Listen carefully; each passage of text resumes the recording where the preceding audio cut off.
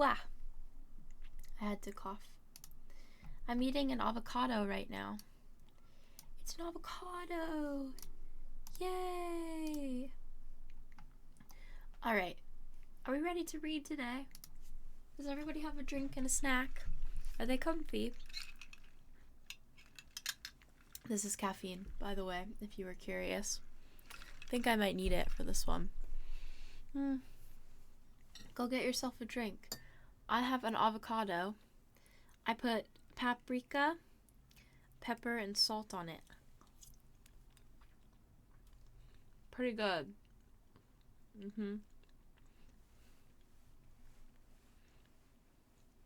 Okay, so let me do a summary of what happened last time we were reading.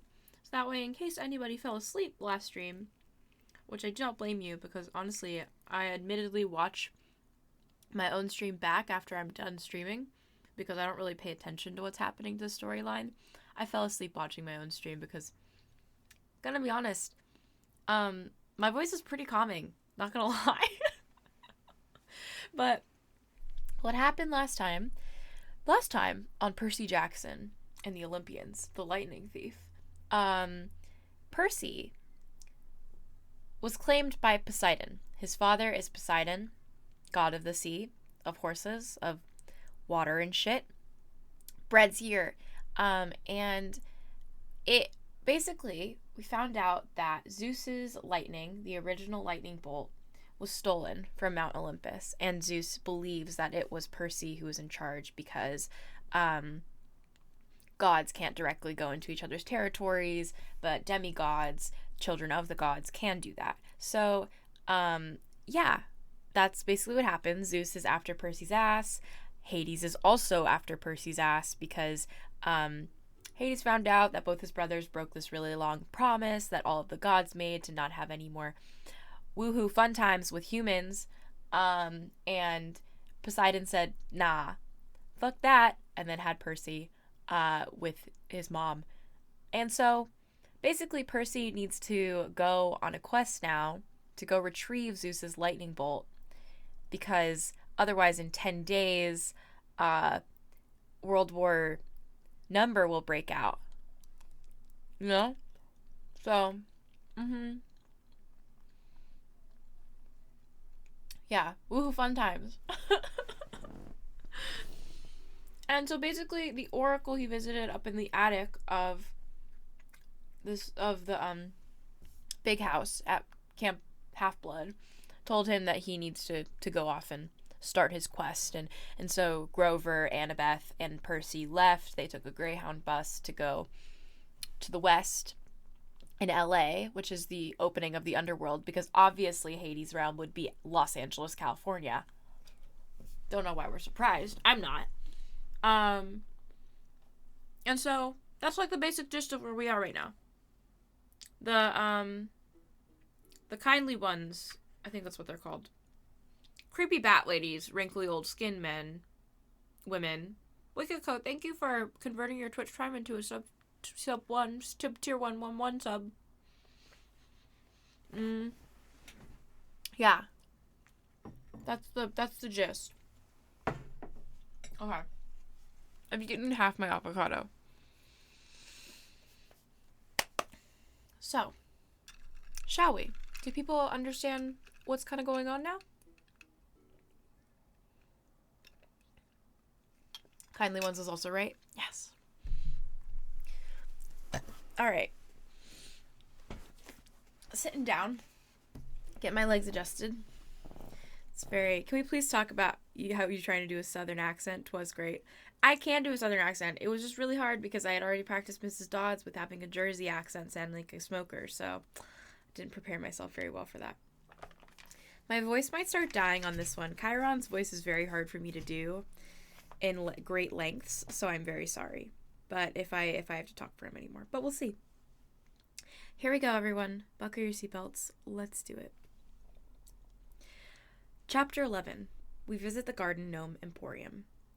In a way, it's nice to know there are Greek gods out there, because you have somebody to blame for things when they go wrong. For instance, when you're walking away from a bus that's just been attacked by monster hags and blown up by lightning, and it's raining on top of everything else, most people might think that's just really bad luck. When you're a half-blood, you understand that some divine force really is trying to mess up your day. So, there we were. Annabeth and Grover and I, walking through the woods along the New Jersey riverbank, the glow of New York City making the night sky yellow behind us, and the smell of the Hudson River reeking in our noses. I'm just going to take my headphones off. I won't be able to hear alerts, but I do think I might be more comfortable this way. There we go. Okay.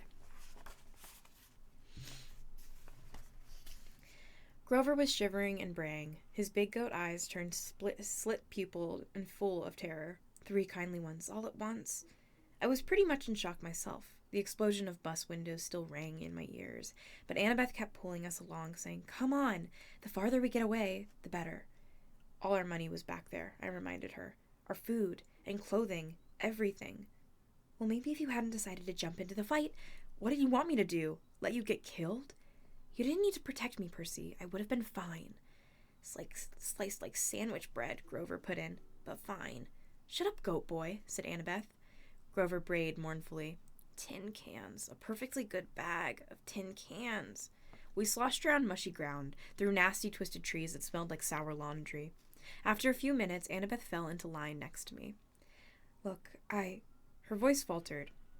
I appreciate your coming back for us, okay? That was really brave. We're a team, right? She was silent for a few more steps. It's just that if you died, aside from the fact that it would have really sucked for you, it would mean the quest was over. This may be my only chance to see the real world. The thunderstorm had finally let up. The city glow faded behind us, leaving us in almost complete total darkness. I couldn't see anything of Annabeth except a glint of her blonde hair. You haven't left Camp Half-Blood since you were 7, I asked her. No, only short field trips. My dad, the history professor. Yeah, it didn't work out for me living at home. I mean, Camp Half-Blood is my home. She was rushing her words out now, as if she were afraid somebody might try to stop her. At camp you train, and that's all cool and everything, but the real world is where the monsters are. That's where you learn whether you're any good or not. If I didn't know better, I could have sworn I'd heard doubt in her voice. There's a bug in here. That's not a line in the book. Oh my god. God, what the...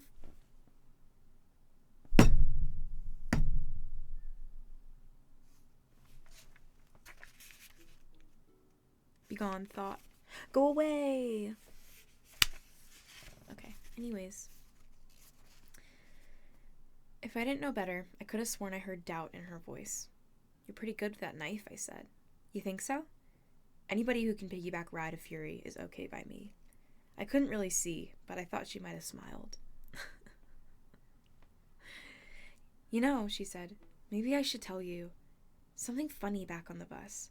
Whatever she wanted to say was interrupted by a shrill toot-toot-toot, like the sound of an owl being tortured. Hey, my reed pipes still work, Grover cried. If I could just remember a Fine Path song, we could get out of these woods. He puffed out a few notes, but the tune still sounded suspiciously like Hilary Duff. Instead of finding a path, I immediately slammed into a tree and got a nice-sized knot in my head. Add to the list of superpowers I did not have, infrared vision. After tripping and cursing and generally feeling miserable for another mile or so, I started to see light up ahead, the colors of a neon sign. I could smell food. Fried, greasy, excellent food. I realized I hadn't eaten anything unhealthy since I'd arrived at Camp Half-Blood, or at Half-Blood Hill, where we lived on grapes, bread, cheese, and extra lean cut nymph-prepared barbecue. This boy needed a double cheeseburger. We kept walking until I saw a deserted 2-lane road through the trees. On the other side was a closed-down gas station, a tattered billboard from the 1990s movie, and one open business, which was the source of the neon light and the good smell. It wasn't a fast food restaurant like I'd hoped. It was one of those weird roadside curio shops that sell lawn flamingos and wooden Indians and cement grizzly bears and stuff like that. The main building was a long, low warehouse, surrounded by acres of statuary. The neon sign above the gate was impossible for me to read because if there is anything worse than my dyslexia than regular English, it's red cursive neon English. To me, it looked like At Nuyu Mesgurden Kromen Mepertormium. What the heck does that say? I asked. I don't know, Annabeth said. She loved reading so much I'd forgotten she was dyslexic too. Grover translated. Auntie M's Garden Gnome Emporium. Flanking the entrance, as advertised, were 2 cement garden gnomes, ugly bearded little runts, smiling and waving as if they were about to get their picture taken. I crossed the street, following the smell of the hamburgers. Hey, Grover warned. The lights are on inside, Annabeth said. Maybe it's open. Snack bar, I said wistfully. Snack bar, she agreed. Are you too crazy? Grover said. This place is weird. We ignored him. The front lot was a forest of statues, cement animals, cement children, even a cement satyr playing the pipes, which gave Grover the creeps. The front lot was blah, he pleaded. Looks like my Uncle Ferdinand. We stopped at the warehouse door. Don't knock, Grover pleaded. I smell monsters. No spoilers for people in the chat. No spoilers, okay? Let everybody experience it, all right? Your nose is clogged up from the Furies, Annabeth told him. All I smell is burgers. Aren't you hungry? Meat, he said scornfully. I'm a vegetarian. You eat cheese enchiladas in aluminum cans, I reminded him. Those are vegetables. Come on, let's leave. These statues are looking at me. Those are vegetables. Come on. Oh, what? I read the wrong line. Then the door opened, and standing in front of us was a tall Middle Eastern woman.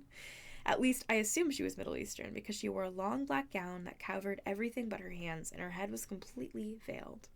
Her eyes glinted behind a curtain of black gauze, but that was just about all I could make out. Her coffee-colored hands looked old but well manicured and elegant, so I imagined she was a grandmother who had once been a beautiful lady.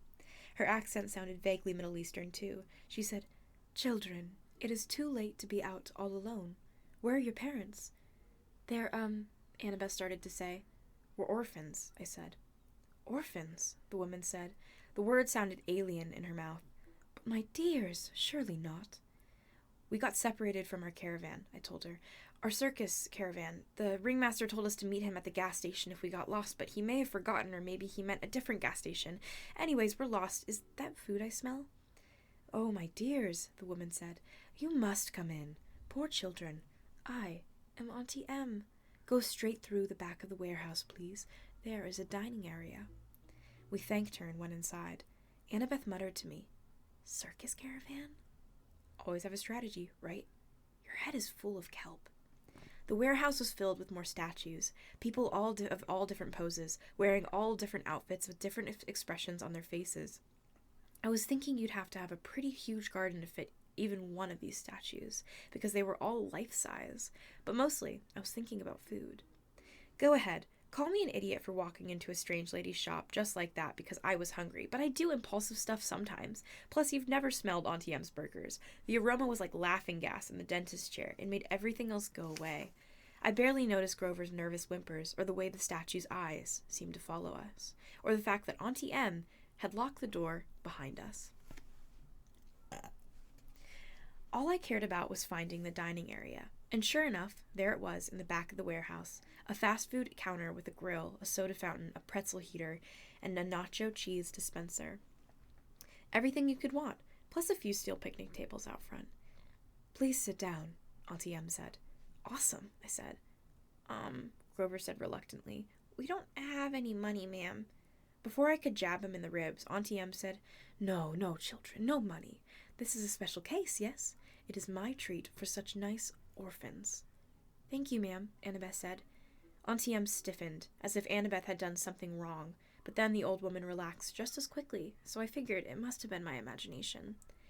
Quite all right, Annabeth, she said. You have such beautiful gray eyes, child.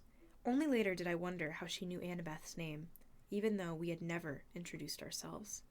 Our hostess disappeared behind the snack counter and started cooking. Before we knew it, she brought us plastic trays heaped with double cheeseburgers, vanilla shakes, and double X servings of French fries. I was halfway through my burger before I remembered to breathe. Annabeth slurped her shake. Grover picked at the fries and eyed the tray's waxed paper lining as if he might go for that, but he still looked too nervous to eat. What's that hissing noise? He asked. I listened, but I didn't hear anything. Annabeth shook her head. Hissing? Auntie M asked. Perhaps you hear the deep fryer oil. You have keen ears, Grover. I take vitamins for my ears. That's admirable, she said. But please, relax. Auntie M ate nothing. She hadn't taken off her headdress, even to cook, and now she sat forward and interlaced her fingers and watched us eat. It was a little unsettling having someone stare at me when I couldn't even see her face, but I was feeling satisfied after the burger, and a little sleepy, and I figured the least I could do was try to make small talk with our hostess. So you sell gnomes, I said, trying to sound interested. Oh yes, Auntie Em said, and animals, and people. Anything for your garden. Custom orders. Statuary is very popular, you know. A lot of business on the road? Not so much, no. Since the highway was built, most cars, they do not go this way now. I must cherish every customer I get. My neck tingled, as if somebody else was looking at me. I turned, but it was just a statue of a young girl holding an Easter basket. The detail was incredible, much better than you see in most garden statues. But something was wrong with her face. It looked as if she were startled, or even terrified. Ah, Auntie Em said sadly, you notice some of my creations do not turn out well. They are marred, not married. They do not sell. The face is the hardest to get right.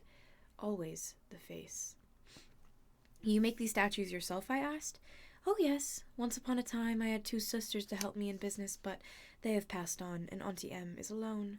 I have only my statues. This is why I make them. You see, they are my company. The sadness in her voice sounded so deep and so real that I couldn't help feeling sorry for her. Annabeth had stopped eating. She sat forward and said, 2 sisters? It's a terrible story, Auntie Em said. Not one for children, really. You see, Annabeth, a bad woman was jealous of me. Long ago, when I was young, I had a boyfriend, you know, and this bad woman was determined to break us apart. She caused a terrible accident. My sisters stayed by me. They shared my bad fortune as long as they could, but eventually they passed on. They faded away. I alone have survived, but at a price. Such a price. I wasn't sure what she meant, but I felt bad for her. My eyelids kept getting heavier, my full stomach making me sleepy. Poor old lady. Who would want to hurt somebody so nice? Percy, Annabeth was shaking me to get my attention. Maybe we should go. I mean, the ringmaster will be waiting. She sounded tense, and I wasn't sure why. Grover was eating the wax paper off the tray now, but if Auntie Em found that strange, she didn't say anything. Such beautiful gray eyes, Auntie Em told Annabeth again. My, yes, it has been a long time since I've seen gray eyes like those. She reached out as if to stroke Annabeth's cheek, but Annabeth stood up abruptly. We should really go. Yes, Grover swallowed his wax paper and stood up. The ringmaster is waiting, right. I didn't want to leave. I felt full and content. Auntie Em was so nice. I wanted to stay with her for a while. Please, dears, Auntie Em pleaded. I so rarely get to be with children. Before you go, won't you at least sit for a pose? A pose? Annabeth asked warily. A photograph. I will use it to model a new statue set. Children are so popular, you see. Everyone loves children. Annabeth shifted her weight from foot to foot. I don't think we can, ma'am. Come on, Percy. Sure we can, I said. I was irritated with Annabeth for being so bossy, so rude to an old lady who just fed us for free. It's just a photo, Annabeth. What's the harm? Yes, Annabeth, the woman purred. No harm. I could tell Annabeth didn't like it, but she allowed Auntie Em to lead us back out to the front door, into the garden of statues. Auntie Em directed us to a park bench next to the stone satyr. Now, she said, I'll just position you correctly, the young girl in the middle, I think, and the 2 young gentlemen on either side. Not so much light for a photo, I remarked. Oh, enough, Auntie Em said. Enough for us to see each other, yes. Where's your camera? Grover asked. Auntie Em stepped back as if to admire the shot. Now, the face is the most difficult. Can you smile for me, please, everyone? A large smile. Grover glanced at the cement satyr next to him and mumbled, That sure really does look like my Aunt Ferdinand. Grover, Auntie Em chastised. Look this way, dear. She still had no camera in her hands. Percy, Annabeth said. Some instinct warned me to listen to Annabeth, but I was fighting the sleepy feeling, the comfortable lull that came with the food and the old lady's voice. It will just be a moment, Auntie Em said. You know, I can't see you very well in this cursed veil. Percy, something's wrong, Annabeth insisted. Wrong, Auntie Em said, reaching up to undo the wrap around her head. Not at all, dear. I have such noble company tonight. What could be wrong?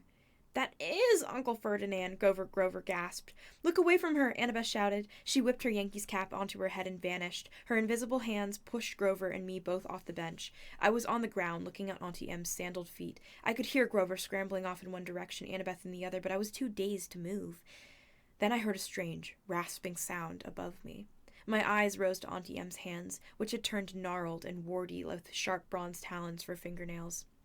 I almost looked higher, but no, somewhere off to my left, Annabeth screamed, "No, don't!" More rasping, the sound of tiny snakes right above me, right above me, from where Auntie M's head would be. "Run!" Grover bleated. I heard him racing across the gravel, yelling, "Maya!" to kickstart his flying sneakers. I couldn't move. I stared at Auntie M's gnarled claws and tried to fight the groggy trance the old woman had placed on me. "Such a pity to destroy a handsome young face," she told me soothingly. "Stay with me, Percy. All you have to do is look up." I fought the urge to obey. Instead, I looked to one side and saw one of those glass spheres people put in gardens, a gazing ball. I could see Auntie M's dark reflection in the orange glass. Her headdress was gone, revealing her face as a shimmering pale circle. Her hair was moving, writhing with serpents. Auntie M. Auntie M. How could I have been so stupid? Think, I told myself. How did Medusa die in the myth? But I couldn't think. Something told me that in the myth, Medusa had been asleep when she was attacked by my namesake, Perseus. She wasn't anywhere near asleep now. If she wanted, she could take those talons right now and rake open my face. "The gray-eyed one did this to me, Percy," Medusa said, and she didn't sound anything like a monster. Her voice invited me to look up, to sympathize with the poor old grandmother. Annabeth's mother, the cursed Athena, turned me from a beautiful woman into this. "Don't listen to her," Annabeth shouted, somewhere in the statuary. "Run, Percy!" "Silence!" Medusa snarled. Then her voice modulated back into a comforting purr. "You see why I must destroy the girl, Percy. She is my enemy's daughter. I shall crush her statue to dust. But you, dear Percy, you need not suffer." "No," I muttered. I tried to make my legs move. "Do you really want to help the gods?" Medusa asked. "Do you understand what awaits you at this foolish quest, Percy? What will happen if you reach the underworld? Do you not want to be a pawn in the Olympians, dear? You would be better off as a statue. Less pain. Less pain." "Percy!" Behind me I heard a buzzing sound, like a 200-pound hummingbird in a nosedive. Grover yelled, "Duck!" I turned, and there he was in the night sky, flying from 12 o'clock with his winged shoes fluttering. Grover holding a tree branch the size of a baseball bat. His eyes were shut tight. His head twitched from side to side. He was navigated by ears and nose alone. "Duck!" he yelled again. "I'll get her!"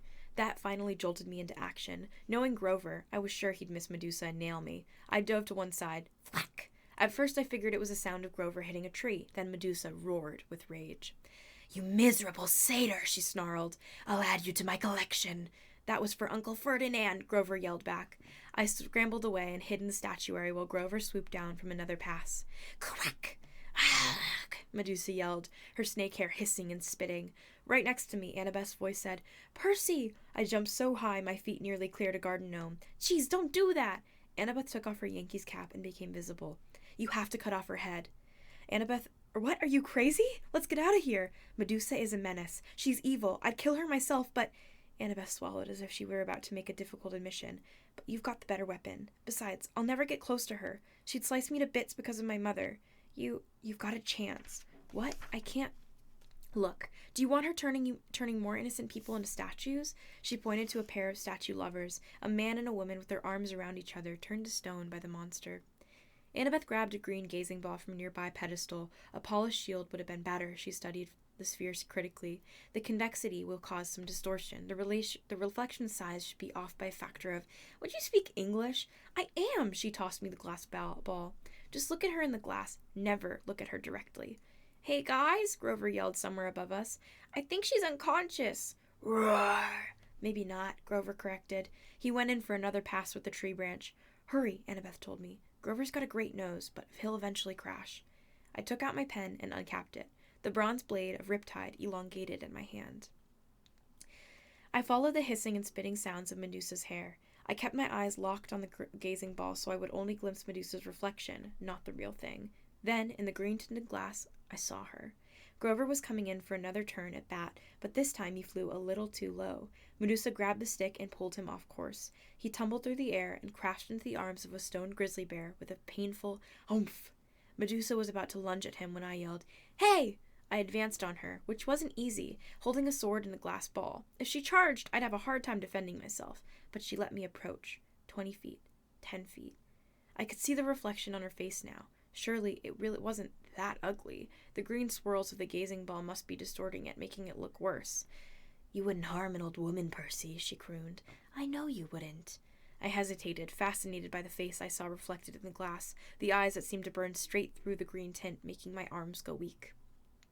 From the cement grizzly, Grover moaned, "Percy, don't listen to her." Medusa cackled. Too late. She lunged at me with her talons. I slashed up with my sword and heard a sickening shluk, like a hiss like wind rushing out of a cavern, the sound of a monster disintegrating. Something fell to the ground next to my foot.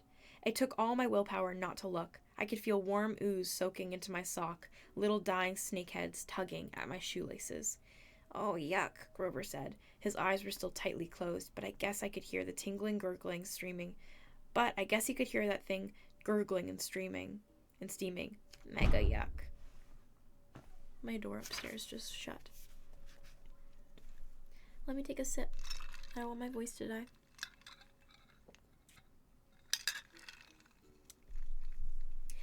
Annabeth came up next to me, her eyes fixed on the sky. She was holding Medusa's black veil. She said, "Don't move." Very, very carefully, without looking down, she knelt and draped the monster's head in a black cloth, then picked it up, and it was still dripping green juice. "Are you okay?" she asked me, her voice trembling. "Yeah," I decided, though I felt like throwing up my double cheeseburger. Why didn't the head evaporate?" "Once you sever it, it becomes the spoil of war," she said. "Same as your minotaur horn, but don't unwrap the head. It can still petrify you."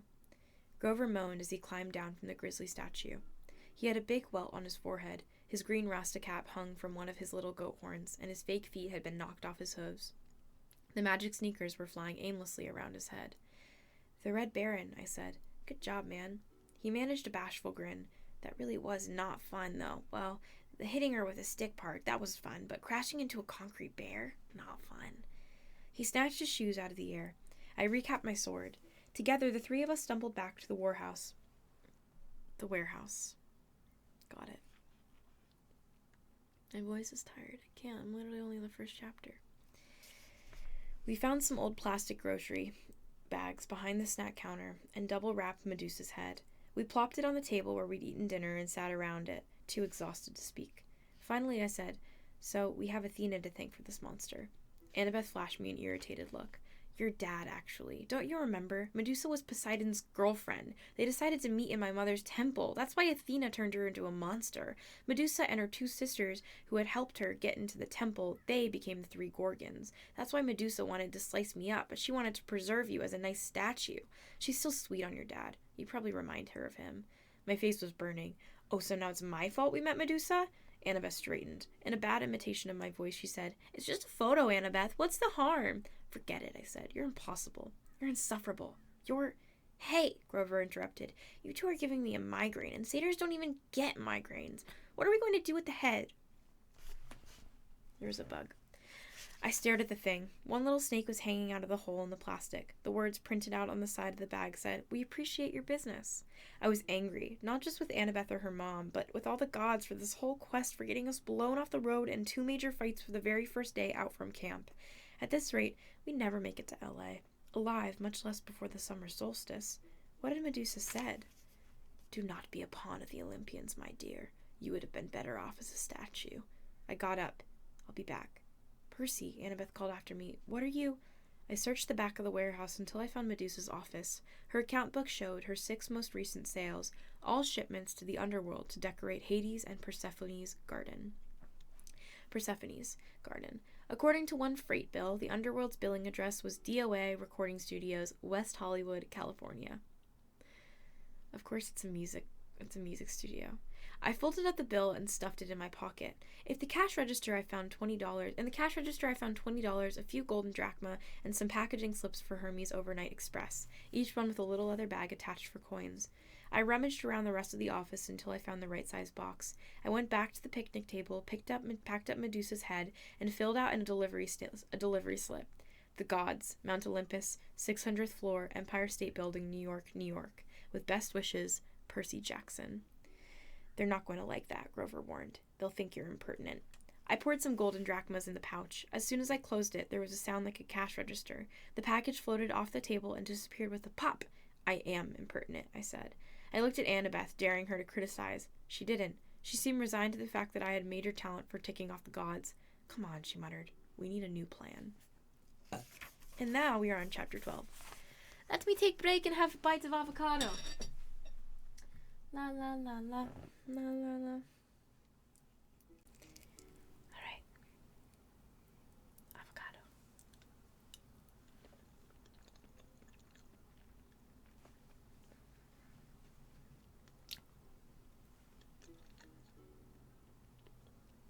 Aguacate. What's the drink today? Today it's guayaki, traditional, sweetened.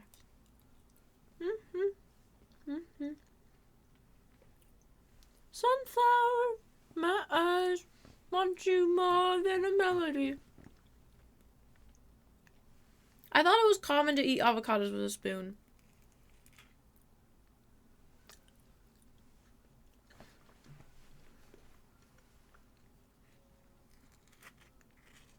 I'm out of avocado.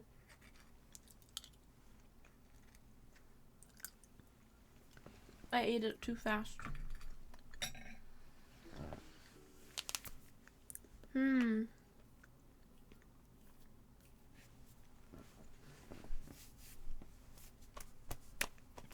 I love these streams. I'm painting right now and it's so relaxing. Yay! I have bug bite on my arm.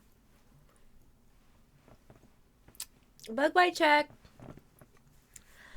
Avocados are okay. I love avocados. Why are your TikToks so funny? I don't know. They're really funny.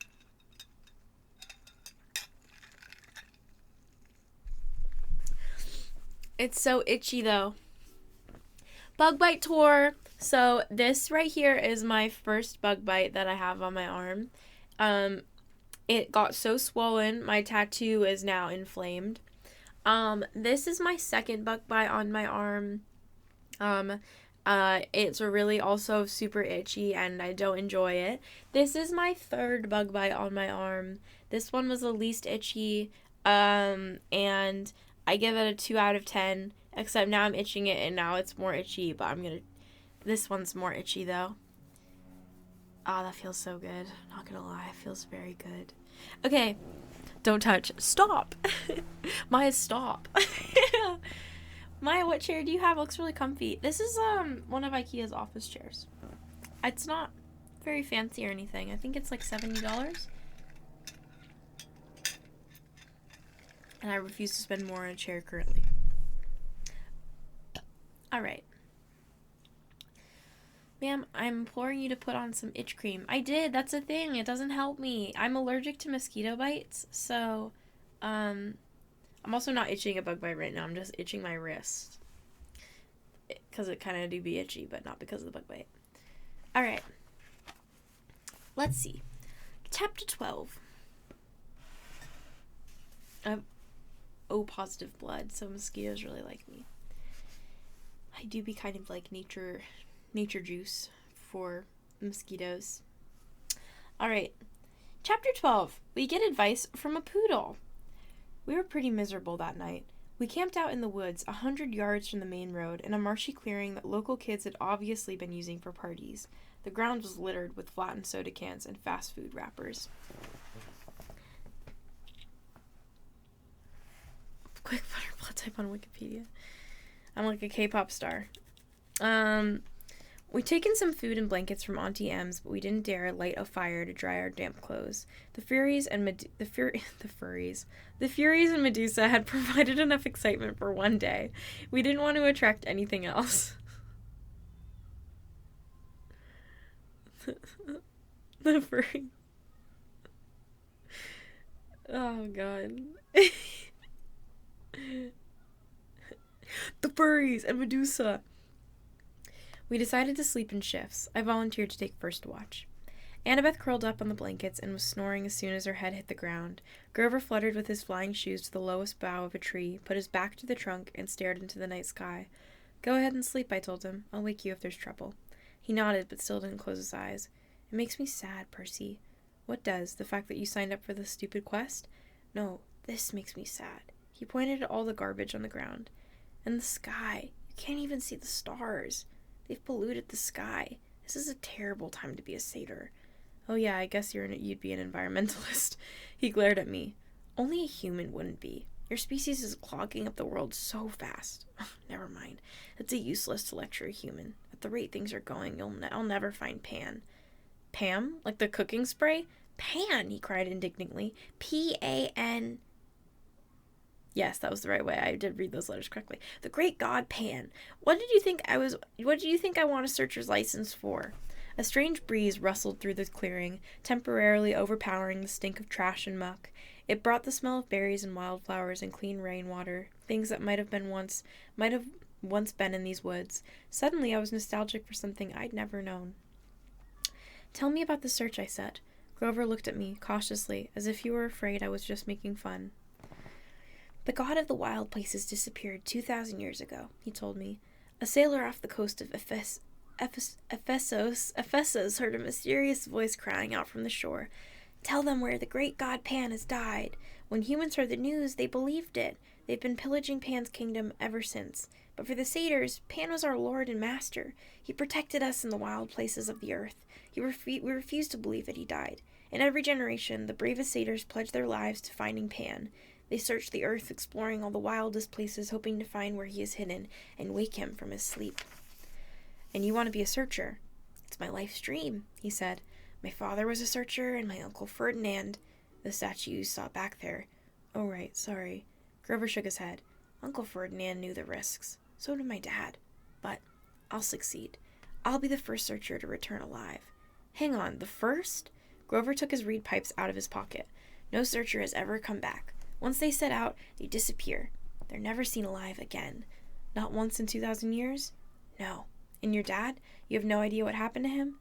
"None. But you still want to go," I said, amazed. "I mean, you really think you'll be the one to find Pan?" "I have to believe that, Percy. Every searcher does. It's the only thing that keeps us from despair when we look at what the humans have done to the world. I have to believe that Pan can still be awakened." I stared at the orange haze of the sky and tried to understand how Grover could pursue a dream that seemed so hopeless. Then again, was I any better?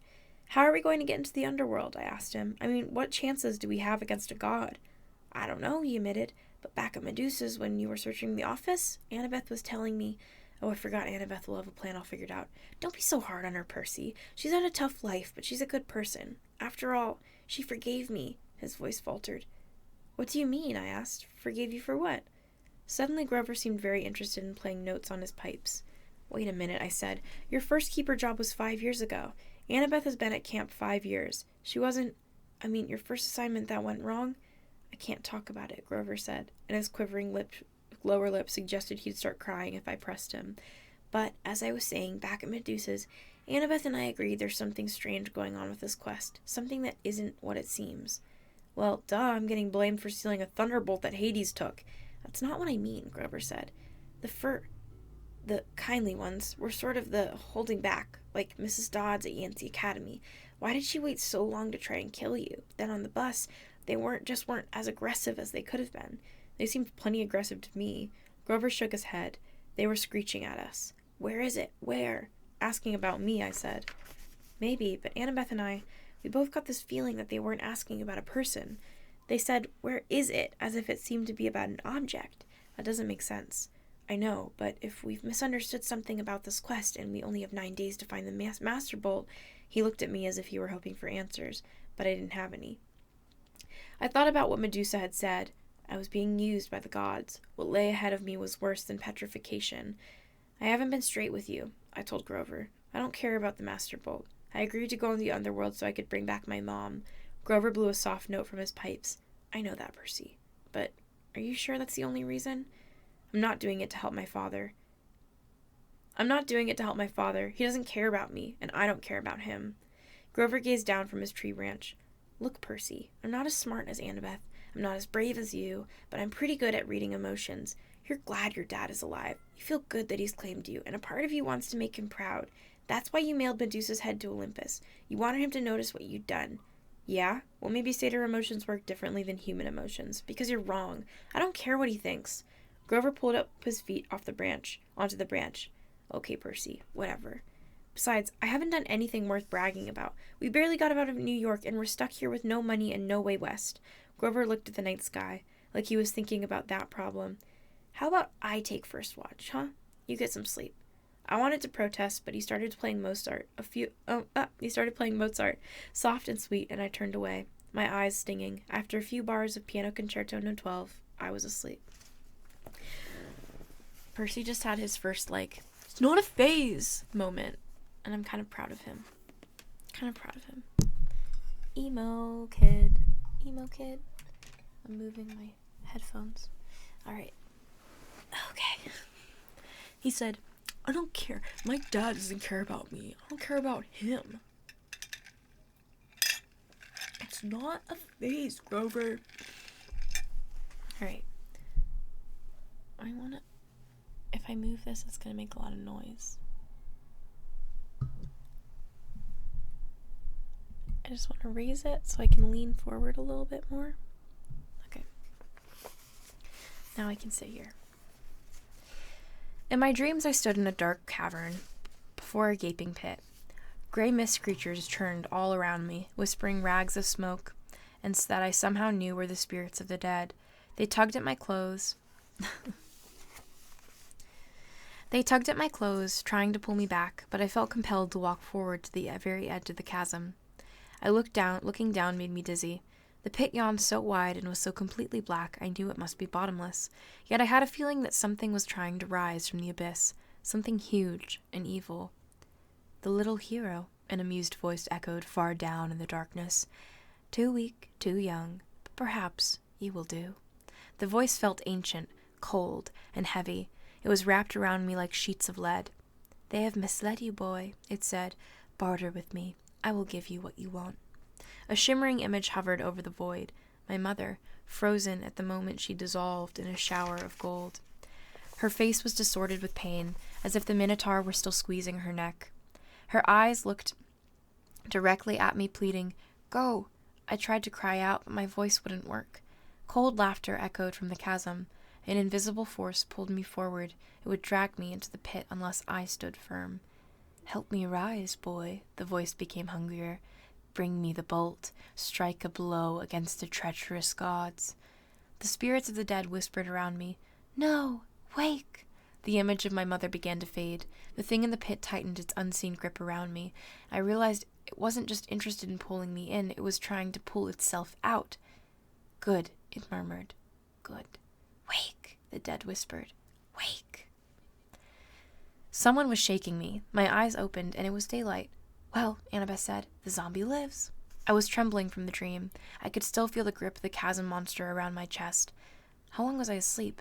Long enough for me to cook breakfast. Annabeth tossed me a bag of nacho-flavored corn chips from Auntie M's snack bar. And Grover went exploring. Look, he found a friend. My eyes had trouble focusing. Grover was sitting cross-legged on a blanket with something fuzzy in his lap, a dirty, unnatural, pink stuffed animal. No, it wasn't a stuffed animal. It was a pink poodle. The poodle yapped at me suspiciously. Grover said, No, he's not. I blinked. Are you talking to that thing? The poodle growled. Sorry, I had to crack my neck. This thing, Grover warned, is our ticket west. Be nice to him. You can talk to animals? Grover ignored the question. Percy, meet Gladolia. Gladolia, Percy. I stared at Annabeth, figuring she'd crack up at this practical joke they were playing on me, but she looked deadly serious. I'm not saying hello to a pink poodle, I said. Forget it. Percy, Annabeth said. I said hello to the poodle. You say hello to the poodle. The poodle growled. I said hello to the poodle. Grover explained that he'd come across Gladolia in the woods, and they'd struck up a conversation. The poodle had run away from a rich local family who'd posted a $200 reward for his return. Gladolia didn't really want to go back to his family, but he was willing to do it if it meant helping Grover. How does Gladolia know about the reward? I asked. He read the signs, Grover said. Duh. Of course, I said. Silly me. So we turn in Gladolia, Annabeth explained in her best strategy voice. We get money and we buy tickets to Los Angeles. Simple. I thought about my dream, the whispering voices of the dead, the thing in the chasm in my mother's face, shimmering as it dissolved into gold. All that might be waiting for me in the west. Not another bus, I said wearily. No, Annabeth agreed. She pointed downhill towards train tracks I hadn't been able to see last night in the dark. There's an Amtrak station half a mile that way. According to Gladolia, the westbound train leaves at noon. And now we find ourselves on chapter 13. Is she reading fan fiction? No.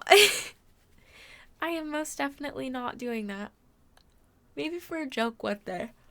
But I'm not. I'm not doing that currently. No, I'm not. There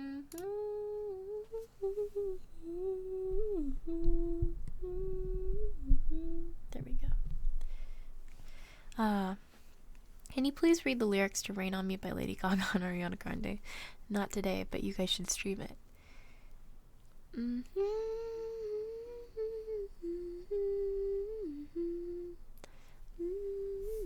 Did you sleep properly last night? No, I was up until 4 a.m., which is probably not something I want to admit, but it's true. Taking a break, drinking some water. Everybody get some water in your system.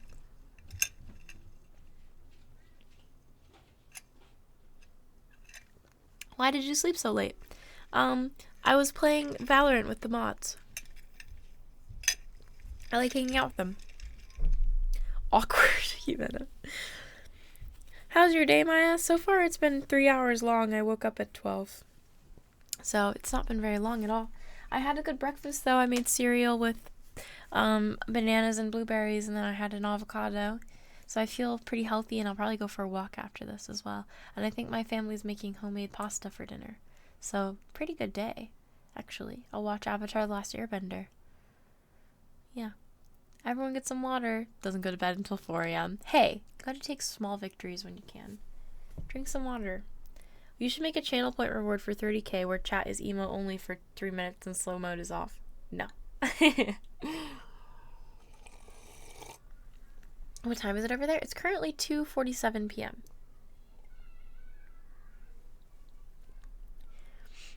Thank you so much for the stream. This is the first time in months that I've been calm enough to write. Oh, I'm so glad. I'm glad. I think, like, it's funny how therapeutic it is just to listen to somebody talk. I think that's why I enjoy podcasts so much. I really like being able to just listen to somebody talk about something or read something. I love audiobooks. I love podcasts.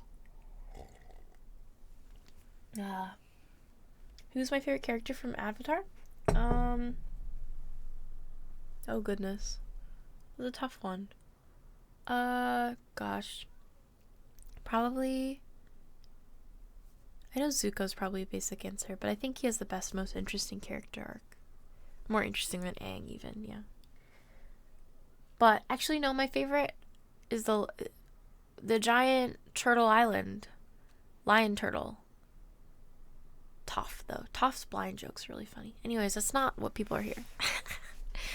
We'll talk about Avatar another time. Lion turtle. She drank from a literal vase. It's actually a picture. Just want to say it's a picture. It's from IKEA. I try to drink 2 of these a day. I most times do it successfully. Oof, it's heavy. It's good because it is enough water for me. Chapter 13. I plunged to my death. We spent 2 days on the Amtrak train, heading west through the hills, over rivers, past amber waves of grain. We weren't attacked once, but I didn't relax. I'm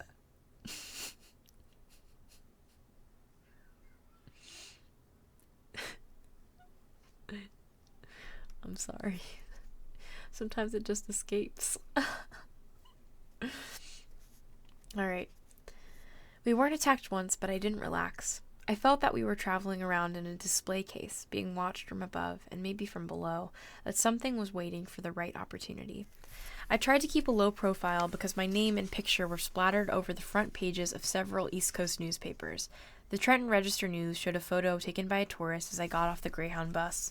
I had a wild look in my eyes. My sword was a metallic blur in my hands.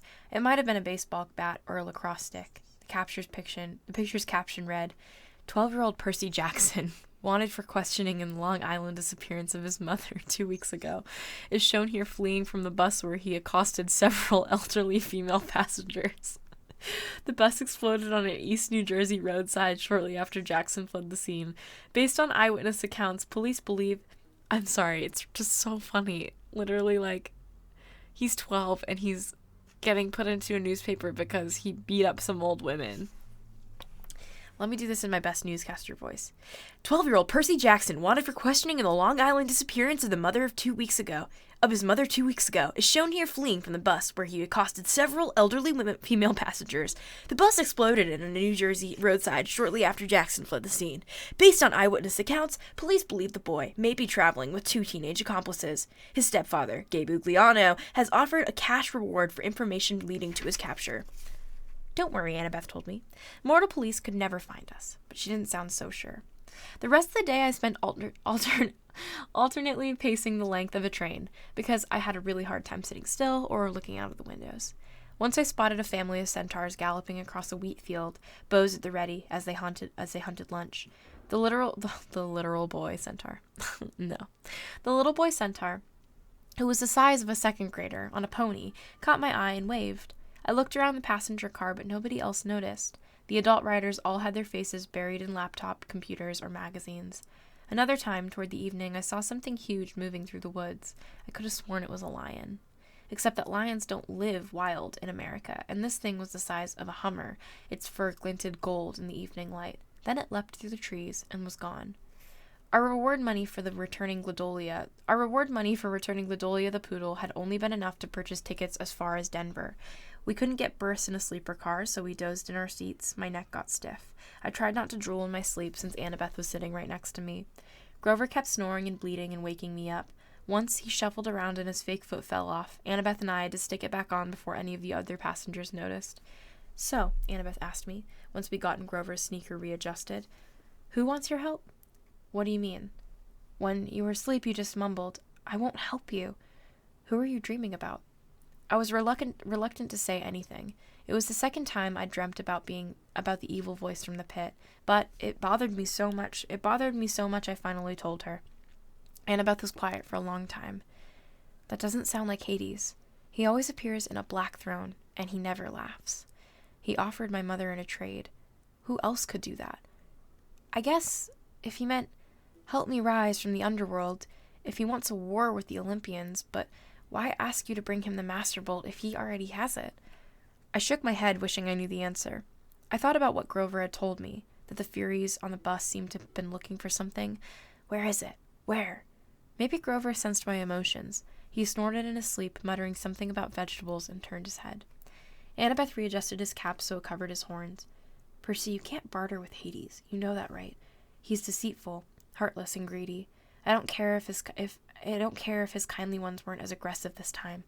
This time, I asked. You mean you've run into them before? Her hand crept up to her necklace.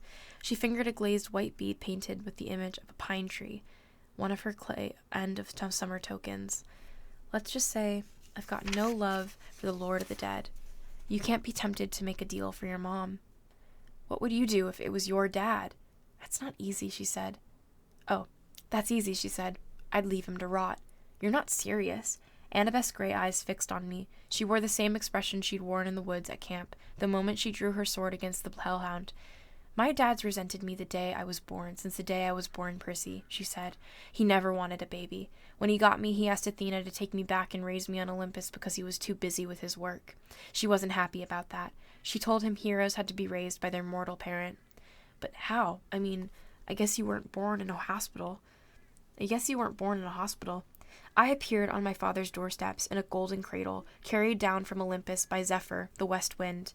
You'd think my dad would remember that as a miracle, right? Like maybe he'd take some digital photos or something, but he always talked about my arrival as if it were the most inconvenient thing that had ever happened to him. When I was 5, he got married and totally forgot about Athena. He got a regular mortal wife and had 2 regular mortal children and tried to pretend I didn't exist. Sounds like Harry Potter. I stared out the train window. The lights of a sleeping town were drifting by. I wanted to make Annabeth feel better, but I didn't know how. My mom got married to a really awful guy, I told her. Grover said she did it to protect me, to hide me in the scent of a human family. Maybe that's what your dad was thinking. Annabeth kept worrying at her necklace. She was pinching the gold college ring that hung from the beads. It occurred to me that the ring must have been her father's. I wondered why she wore it if she hated him so much.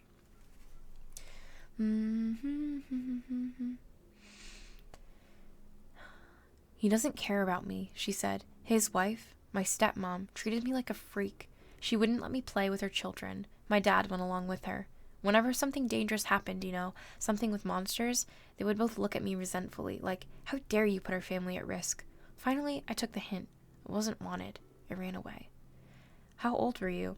Same age as when I started camp. 7. But you couldn't have gotten all the way to Half-Blood Hill by yourself. No, not alone. Athena watched over me, guided me toward help. I made a couple of unexpected friends who could take care of me, for a short time anyway. I wanted to ask what happened, but Annabeth seemed lost in sad memories, so I listened to the sound of Grover snoring and gazed out the train windows as the dark fields of Ohio raced by. Toward the end of our second day on the train, June 13th, 8 days before the summer solstice, we passed through some golden hills over the Mississippi River into St. Louis. Annabeth craned her neck to see the gateway arch, which looked to me like a huge shopping bag handle stuck on the city. I want to do that, she sighed. What? I asked. Build something like that. You ever see the Parthenon, Percy? Only in pictures. Someday, I'm going to see it in person. I'm going to go build the greatest monument to the gods ever, something that'll last 1,000 years. I laughed. You? An architect? I don't know why, but I found it funny. Just the idea of Annabeth trying to sit quietly and draw all day. Her cheeks flushed. Yes, an architect. Athena expects her children to create things, not just tear them down, like a certain god of earthquakes I could mention. I watched the churning brown water of the Mississippi below. Sorry, Annabeth said. That was mean. Can't we work together a little? I pleaded. I mean, didn't Athena and Poseidon ever cooperate? Annabeth had to think about it. I guess the chariot, she said tentatively. My mom invented it, but Poseidon created horses out of the crests of waves, so they had to work together to make it complete. Then we can cooperate too, right? We rode into the city. Annabeth watched as the ark disappeared behind a hotel. I suppose, she said at last. We pulled into the Amtrak station downtown. The intercom told us we'd have a 3-hour layover before departing for Denver. Grover stretched, but before he was fully awake, he said, Food. Come on, goat boy, Annabeth said. Sightseeing. Sightseeing? The gateway arch, she said. This may be my only chance to ride to the top. Are you coming or not? Grover and I exchanged looks. I wanted to say no, but I figured that if Annabeth was going, we couldn't very well to let her go alone. Grover shrugged. As long as there's a snack bar without monsters. Oh, man. It's so warm outside today, yes. I am so glad that California does not have that much humidity, but it's very hot today. I've never read the book, but this is so chill and easy to listen to. I'm glad that my stuttering doesn't make it any harder. Okay. The Ark was about a mile from the train station. Late in the days, the lines to get in weren't that long. We threaded our way through the underground museum, looking at covered wagons and other junk from the 1800s. It wasn't all that thrilling, but Annabeth kept telling us interesting facts about the Ark, about how the Ark was built, and Grover kept passing me jelly beans, so I was okay. I kept looking around, though, at the other people in the line. You smell anything? I murmured to Grover. He took his nose out of the jelly bean bag long enough to sniff. Underground, he said, distastefully. Underground air always smells like monsters. Probably doesn't mean anything. But something felt wrong to me. I had a feeling we shouldn't be there.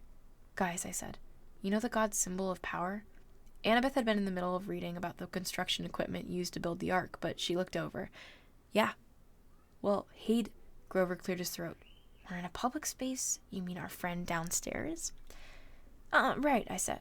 Our friend way downstairs, doesn't he have a hat like Annabeth's? You mean the Helm of Darkness, Annabeth said. Yeah, that's his symbol of power. I saw it next to his seat during the Winter Solstice Council meeting. He was there? I asked. She nodded. It's the only time he's allowed to visit Olympus, the darkest day of the year. But his helm is a lot more powerful than my invisibility hat. If is true, it allows him to become darkness, Grover confirmed. He can melt into a shadow or pass through walls. He can't be touched or seen or heard, but he can radiate fear so intense it can drive you insane or stop your heart. Why do you think all rational creatures fear the dark? But then, how do we know he's not right here right now watching us? I asked. Annabeth and Grover exchanged looks. We don't, Grover said. Thanks, that makes me feel a lot better, I said. Got any blue jelly beans left? I'd almost mastered my jumpy nerves when I saw the tiny little elevator car we were going to ride to the top of the arc, and I knew I was in trouble. I hate confined spaces. They make me go nuts. We got shoehorned into the car with this big fat lady and her dog, a chihuahua with rhinestone collars. I figured maybe the dog was the seeing-eyed chihuahua because none of the guards said a word about it. We started going up inside the arc. I'd never been in the elevator that went in a curve, and my stomach wasn't too happy about it. No parents? The fat lady asked us. She had beady eyes, pointy coffee-stained teeth, and a floppy denim hat and a denim dress that bulged so much she looked like a blue jean blimp. So mean. They're below, Annabeth told her, scared of heights. Oh, poor darlings. The chihuahua growled. The woman said, Now, Sonny, behave. The dog had beady eyes like its owner, intelligent and vicious. I said, Sonny, is that his name? No, the lady told me. She smiled as if that cleared everything up. At the top of the arc, the observation deck reminded me of a tin can with carpeting, rows of tiny windows looking out over the city on one side and the river on the other. The view was okay, but if there's anything I like less than confined space, it's a confined space 600 feet up in the air, and I was ready to go pretty quick. Annabeth kept talking about structural supports and how she would have made the windows bigger and designed a see-through floor. I love her. She probably could have stayed up there for at least hours, but luckily for me, the park ranger announced that the observation deck would be closing in a few minutes. I steered Grover and Annabeth towards the exit, loaded them into the elevator, and I was about to get myself in when I realized there was already 2 other tourists inside. No room for me. The park ranger said, Next car, sir. We'll get out, Annabeth said. We'll wait with you. But that was going to mess everybody up and take even more time, so I said, No, it's okay. I'll see you guys at the bottom. Grover and Annabeth looked nervous, but they let the elevator door shut. Their car disappeared down the ramp. Now, the only people left on the observation deck were me, a little boy with his parents, the park ranger, and the fat lady with her chihuahua. I smiled uneasily at the fat lady. She smiled back, her forked tongue flickering between her teeth. Wait a minute. Forked tongue? Before I could decide if I'd really seen that, her chihuahua jumped down and started yapping at me. Now, Sonny, the lady said, does this look like a good time? We all have these nice people here. Doggy, said the little boy. Look at Doggy. His parents pulled him back. Chihuahua bared its teeth at me, foam dripping from its black lips. Well, son, the fat lady sighed. If you insist. The ice started forming in my stomach. Did you just call a chihuahua your son? Chimera, dear, the fat lady corrected. Not a chihuahua. It's an easy mistake to make. Chimera. Is it chimera? Chimera. Help. I remember this part, but I don't know how to say it. I will wait till someone tells me what the proper pronunciation is. Chimera. Got it. Oh, I accidentally yelled that at you. I'm really sorry. Chimera, dear, the fat lady corrected. Not a chihuahua. It's an easy mistake to make. She rolled up her denim sleeves, revealing that the skin on her arms was scaly and green. When she smiled... Chimera. Which one? Chimera? Chimera. Mura. Chimera. Chimera. Chimera. Chimera. Okay. Got it. I'm just gonna go with it. The chihuahua barked louder, and with each bark it grew. First the size of a Doberman, then to a lion. The bark became a roar. The little boy screamed. His parents pulled him back towards the exit, straight into the park ranger, who stood paralyzed, gaping at the monster. The chimera was now so tall its back rubbed against the roof. It had the head of a lion with a blood-caked mane and body and hooves of a giant goat and a serpent for a tail, a 10-foot-long diamond-back growling right out of its shaggy behind. The rhinestone dog collar still hung around its neck, and the plate-sized dog tag was now easy to read. Chimera, rabid, fire-breathing, poisonous. If found, please call Tartarus. Extension 954. Chimera. I realized I hadn't even uncapped my sword. My hands were numb. I was 10 feet away from the chimera's bloody maw, and I knew that as soon as I moved, the creature would lunge.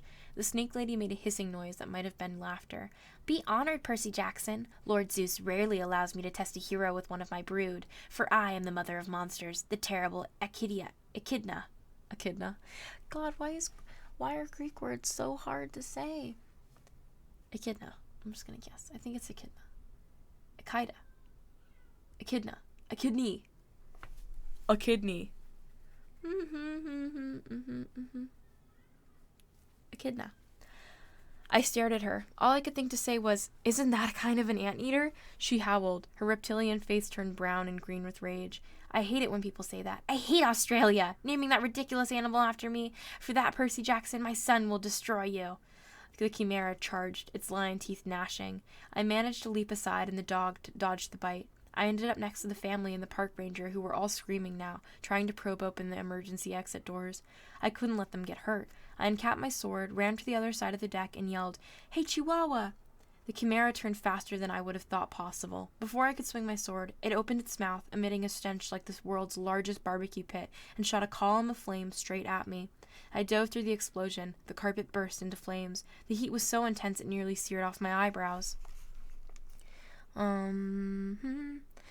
Where I had been standing a moment before was a ragged hole in the side of the ark, with melted metal steaming around the edges. Great, I thought. We blowtorched a national monument. Riptide was now a shining bronze blade in my hand. As the chimera turned, I slashed at its neck. That was my fatal mistake. The blade sparked harmless off the dog's collar. I tried to regain my balance, but I was so worried about defending myself against the fiery lion's mouth, I completely forgot about the serpent's tail until it whipped around and sank its fangs into my calf. My whole leg was on fire. I tried to jab Riptide into the chimera's mouth, but the serpent tail wrapped around my ankles and pulled me off balance. My blade flew out of my hand, spinning out of the hole in the ark and down towards the Mississippi River.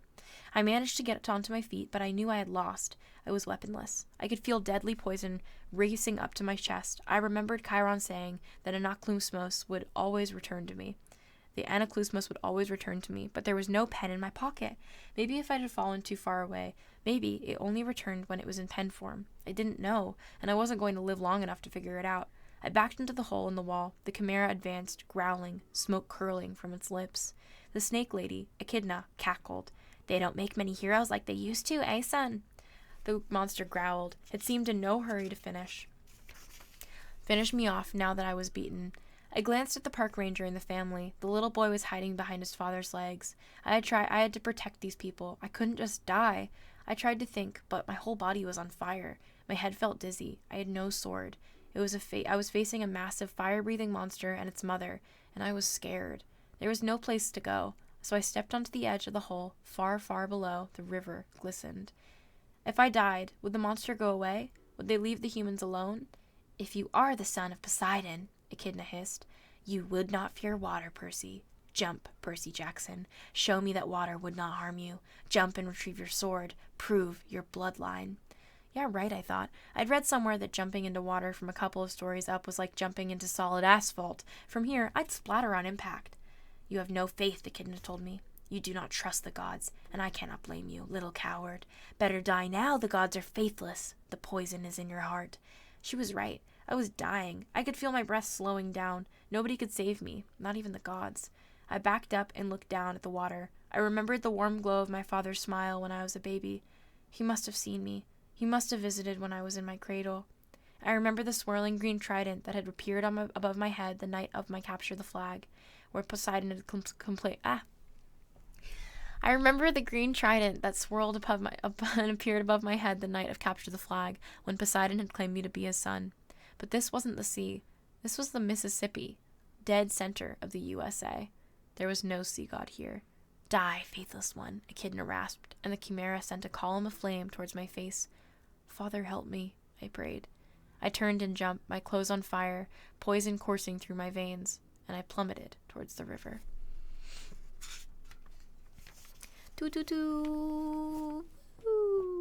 Chapter 14. You kind of remind me of Florence Pugh. I actually get that a lot. Do I need to talk in a British accent? Hello, my name is Florence Pugh. I am in that movie, I think. what's it, like the middle of summer? Something like that. Also, what's the one? Tiny Women? Tiny Women. Middle of summer? Large Women? Large Women? Gigantic Women? Please fix my ukulele. It's just sitting on pillows. Miniature Women? What's the one? What's that? Microscopic women? Abnormally large women? Giant women? Oh my gosh. Your British accent's actually really good coming from an English person. Thank you. Bloody hell, Maya, that beast of a dog thing is terrible. Yes, it is. Ah, man, how's everybody doing? Do you have water? Do you have a snack? Do you need to burp? Do you need to burp? Oh my god. I am British. My accent's not that great. I think there's a lot of room for improvement. I've been told by a handful of British people that it's, or English people rather, that my English accent is decent enough. This is the best ASMR stream, not gonna lie. Yay. I should probably get some juice now that you mention it. Yes, go get yourself a drink. Maya is just that cool teacher you had in grade 2. Actually did have a really great second grade teacher. Thank you for the bits, Riley. You definitely don't need to send bits every stream. Oh my goodness. Please don't stop doing these. These are so much fun. I will try not to. I do have to double check with about the rights of doing these sorts of things, because technically this book, I believe Rick Riordan would be a homie and let me read his books, but I'll see. Maybe I'll even reach out to him. I'll see if that's possible. Cranberry juice all the way. Yes, it is. Stretch break. I won't be doing stretch breaks on stream anymore for fear that something bad will happen and be taken out of context. We can do some sitting ones though. Is the water pink or is it just the bottle thingy? Just the bottle thingy. Can you start over? I just got here. No. Oh my gosh. We can stretch like this though. Ah! My second grade teacher would do parrot impressions that were very, very scary. Oh no. Oh no. Is it weird if I listen to this while I sleep? No. I already admit this, but I listen to myself narrate Percy Jackson in order to sleep.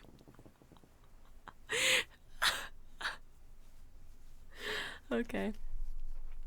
365 viewers and no spam proves how chill this fan base is. Honestly, I'm very lucky. People are very kind and just nice here.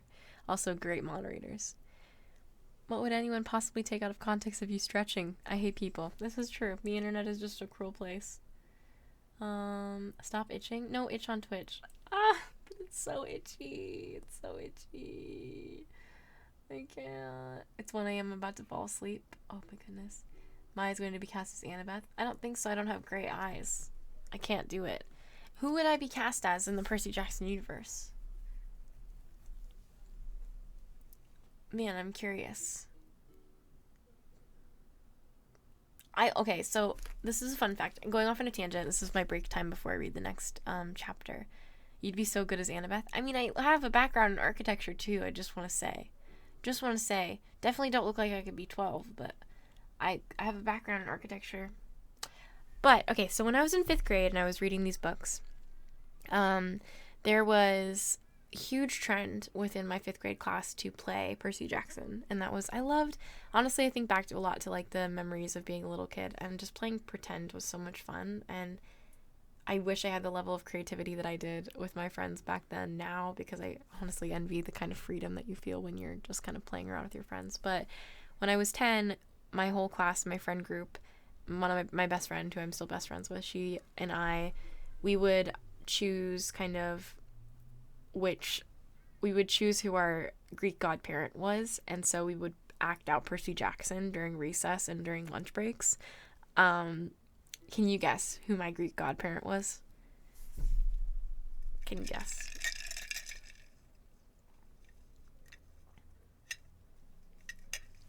Apollo, Hades, Athena, Hades, Athena, Hades, Athena. Why Hades? I wasn't an edgelord. Athena.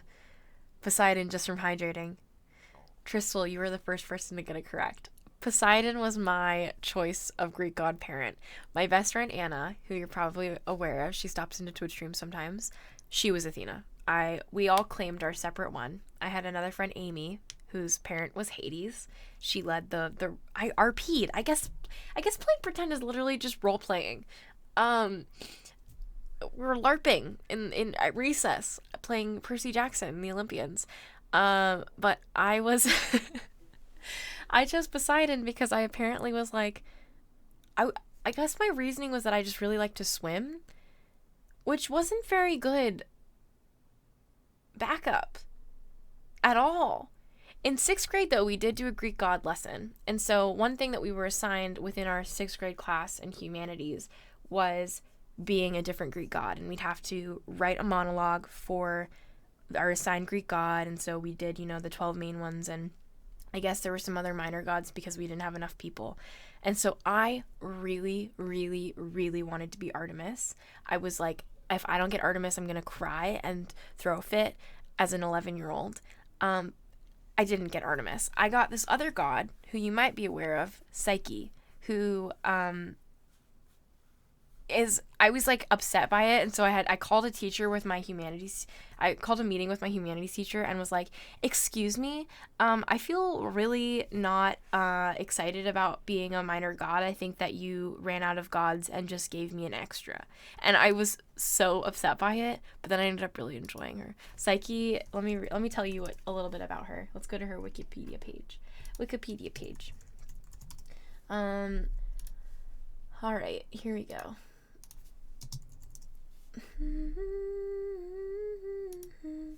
Psyche is the Greek goddess of the soul. She is born a mortal woman with the beauty that rivaled Aphrodite. Psyche is known from the story called the Golden Ass, written by Lucius. Oh, that's horrible. That's really unfortunate. But she was basically she was, oh god, who was she? Goodness. But like my like humanities teacher, my 11-year-old humanities teacher had to give me a reason. She was like, no, Maya, I chose you to be Psyche because I feel you have a very good sense of self as an 11-year-old already, and I think that maybe you would do really well as Psyche, and I was thinking that you're one of the few kids who could handle being assigned this role. And I said, okay. And then I did my presentation and I got an A. Okay. Psyche was once a mortal princess whose extraordinary beauty earned the ire of Aphrodite, when men began to turn their worship away from the goddess towards the girl. Aphrodite commanded Eros to make Psyche fall in love with the most hideous of men, but the god instead fell in love and carried her off to his hidden palace. Eros hid his true identity and told Psyche she must never gaze upon his face. Her jealous sisters, however, tricked her into disobeying, and the angry god forsook her. Psyche searched the world for her lost love and eventually came into the service of Aphrodite. The goddess commanded her to perform a series of seemingly impossible tasks, which culminated in a journey to the underworld. Psyche was afterwards reunited with Eros, and the couple were married in a ceremony attended by all the gods. Okay, so yeah, she was Cupid's bae, which is pretty cute. I love Greek mythology. Ew, nerd. Ew, nerd. Gross. All right. I do believe that this series is one of the reasons I have a personality at this point in my life. I think I would have been very boring without Percy Jackson and the Olympians. Yeah. Cupid's bae. I don't think that I could have ever... I did a play in the 3rd grade about my Percy Jackson fanfiction. Oh my god, that's so funny. My personalities from Series of Unfortunate Events. Oh, great series. God, I wish there were more like book series that are like Series of Unfortunate Events, Harry Potter. I didn't really get into I think a handful of other series that were really popular with my age group when I was growing up, but maybe I will venture into them now. What's the one about cats? There was a series about, I think it's Guardians or something. That was really big with my peers, but I never read it. I was too busy with Warriors. Yeah, that's what it was. Guardians. Hunger Games, yeah, obviously. Hunger Games is good. It's only 3 books. Warriors. Yeah. Warrior Cats. That one. I LARPed Warriors against my will. Hey, Guardians is pretty close. Just give me credit. Twilight. I never read Twilight. Never watched the movies either. I'm saving some things for myself. Yeah. Alright. Shall we read the next chapter, everyone? After we've done this little segue for a bit.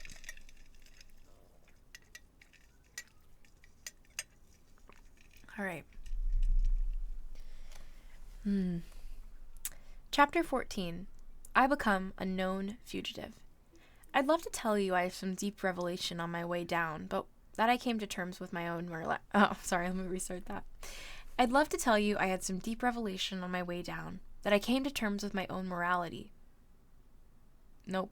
Mortality. Laughed in the face of death, etc. In truth, my only thought was, ah! The river raced towards me at the speed of a truck. Wind ripped the breath from my lungs. Steeples and skyscrapers and bridges tumbled in and out of my vision, and then, flaboom!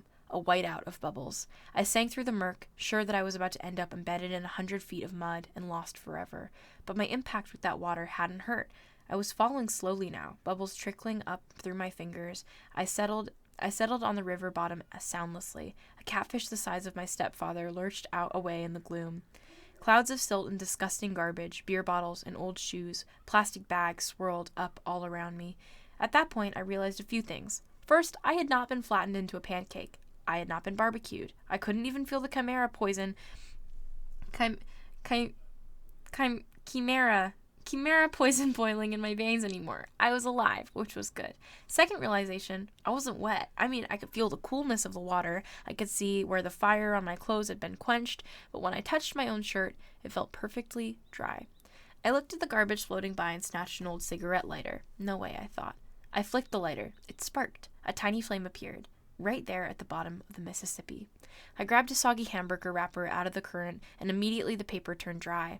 I lit it with no problem, and as soon as I let it go, the flame sputtered out. The wrapper turned back into a slimy rag. Weird. But the strange thought occurred to me only last. I was breathing. I was underwater, and I was breathing normally. I stood up, thigh deep in mud, my legs feeling shaky. My hands trembled. I should have been dead. The fact that I wasn't seemed like, well, a miracle. I imagined a woman's voice, a voice that sounded a bit like my mother. Percy, what do you say? Thanks. Underwater, I sounded like I did on recordings, like a much older kid. Thank you, Father. No response, just the dark drift of garbage downriver, an enormous catfish gliding by, the flash of sunset on the water surface far above, turning everything the color of butterscotch. Why had Poseidon saved me? The more I thought about it, the more ashamed I felt. So I'd gotten lucky a few times before. Against a thing like the Chimera, I never stood a chance. Those poor people in the Ark were probably toast. I couldn't protect them. I was no hero. Maybe I should just stay down here with the catfish, join the bottom feeders. Thump, thump, thump. A riverboat's paddle wheel churned above me, swirling the silt around. There, not 5 feet in front of me, was my sword, its gleaming bronze hilt sticking up in the mud. I heard the woman's voice again. Percy, take the sword. Your father believes in you. This time, I knew the voice wasn't in my head. I wasn't imagining it. Her words seemed to have come from everywhere, rippling through the water like dolphin sonar. Where are you? I called out loud.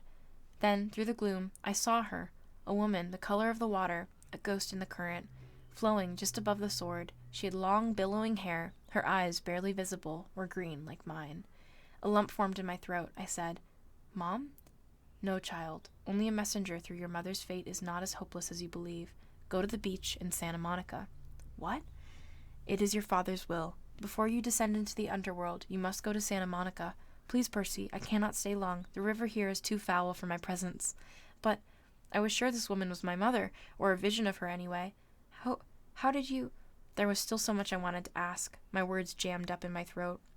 I cannot stay, brave one, the woman said. She reached out, and I felt the current brush my face like a caress. You must go to Santa Monica, and Percy, do not trust the gifts. Her voice faded. Gifts? I asked. What gifts? Wait! She made one more attempt to speak, but the sound was gone. Her image melted away. If it was my mother, I had lost her again. I felt like drowning myself. The only problem was, I was immune to drowning. Your father believes in you, she had said. She also called me brave, unless she was talking to the catfish. I wadded towards Riptide and grabbed it by the hilt. The chimera still might be up there, with its snaky, fat mother waiting to finish me off.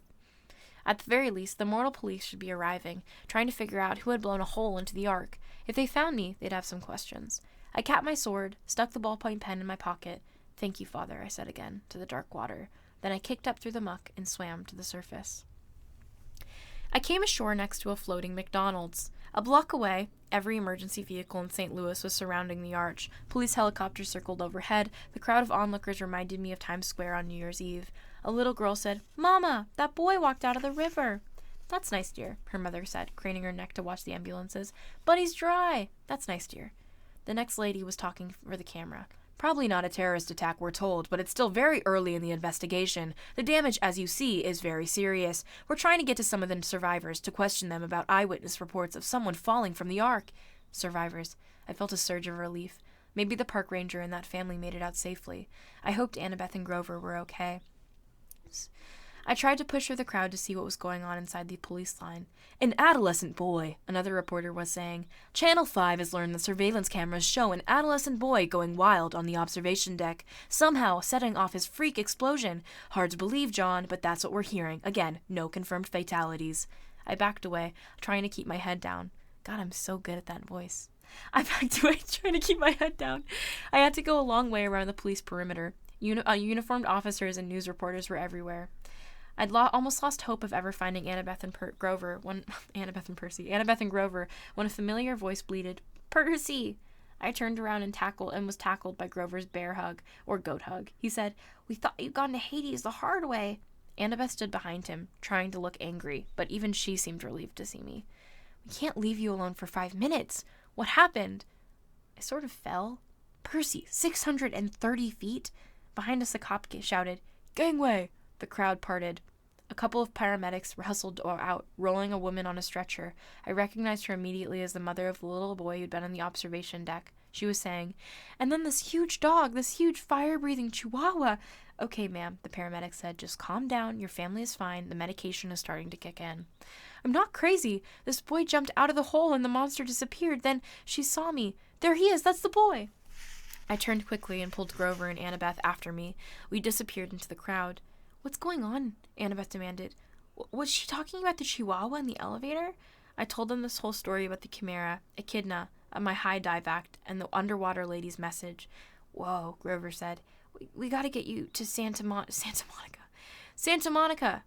Why does that sound so weird? Santa Monica. Santa Monica! We can't ignore a summons from your dad." Before Annabeth could respond, we passed another reporter doing a news break, and I almost froze in my tracks when he said, "Percy Jackson. That's right, Dan. Channel 12 has learned that the boy who may have caused this explosion fits a description of a young man wanted by authorities for a serious New Jersey bus accident 3 days ago, and the boy is believed to be traveling west. For our viewers at home, here is a photo of Percy Jackson." We ducked out around the news van and slipped into an alley. "First things first," I told Grover. "We've got to get out of this town." Somehow, we made it back to the Amtrak station without getting spotted. We got on board the train just before it pulled out for Denver. The train trundled west as darkness fell, police lights still pulsing against the St. Louis skyline behind us. Whew! All right. This is a shorter section, I feel like. Stretching.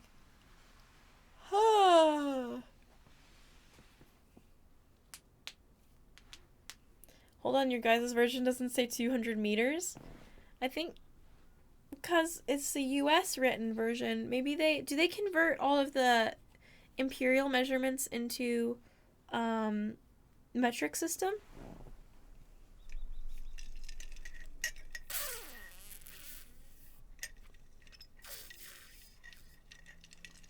One more chapter. Today's an earlier stream, though. I could read a little bit more, and my voice isn't hurting supremely bad.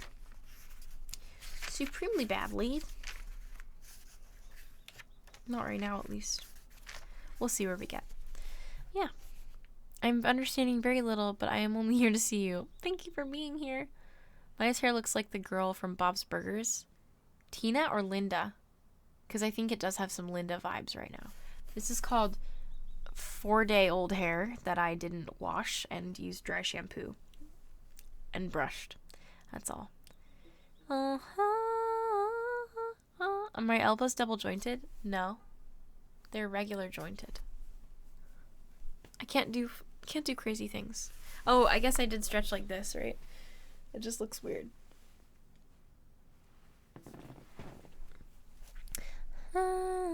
Maya's chat is in epic mode right now. Epic mode. Tina for sure. Tina? But Tina has front bangs. I don't have a barrette with me. I only have this bandana. Bandana! Put that ukulele on your desk? I don't want to put it on my desk. But I don't want to. It's actually very steady right there. It's not going to move. Linda Bob's Burgers. Linda. I put on my headband. I look like... Wait. I look like Harv. Harv from Animal Crossing. Oh yeah, dude. Do. MXM Harv. Yo, wait, that's actually uncanny. Hold on. I'm cosplaying right now. 1 second. I look like Harv. Animal Crossing. Oh my god! Literally. Spitting image.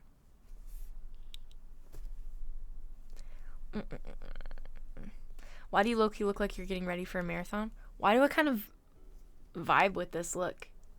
I think I might look stupid to you, but I look pretty good to myself, not gonna lie. Oh my goodness. Oh my goodness. Boop, boop, boop, boop, boop.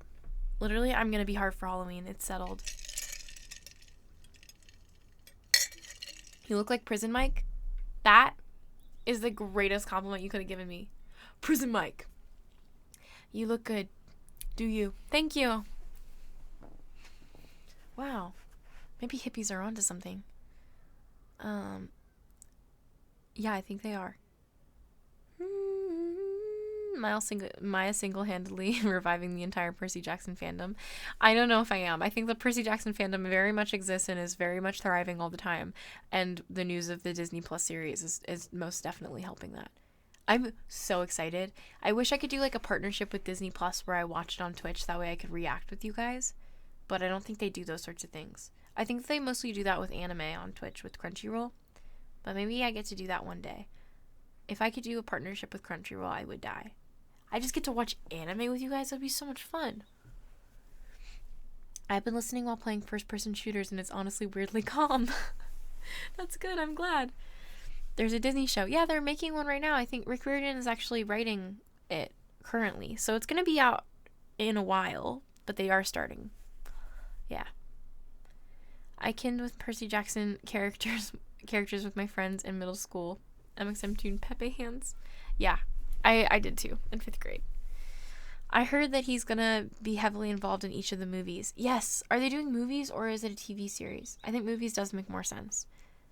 But I just hope that they use younger actors because I think that will be more, I don't know. Logan Lerman is just, he was the only, I bless his soul for going through things. 1 season for each book. Yes! Do you think they're going to do it chapter by chapter? How many chapters are in this? There's 22, so probably not. They might consolidate some things.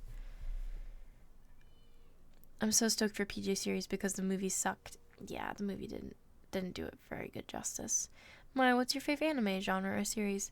I really like fantasy-driven animes, so Shield Hero and The Time I Got Reincarnated as Slime are like 2 of my favorites. I hope they use unknown actors like in Harry Potter. I hope so too. I think that would be nice to have like people fresh-faced inside of the acting industry take on the roles that they're going to be having. TBH, I would love to watch a TV series that is the book with all the same dialogue and everything. Me too. That would be really cool.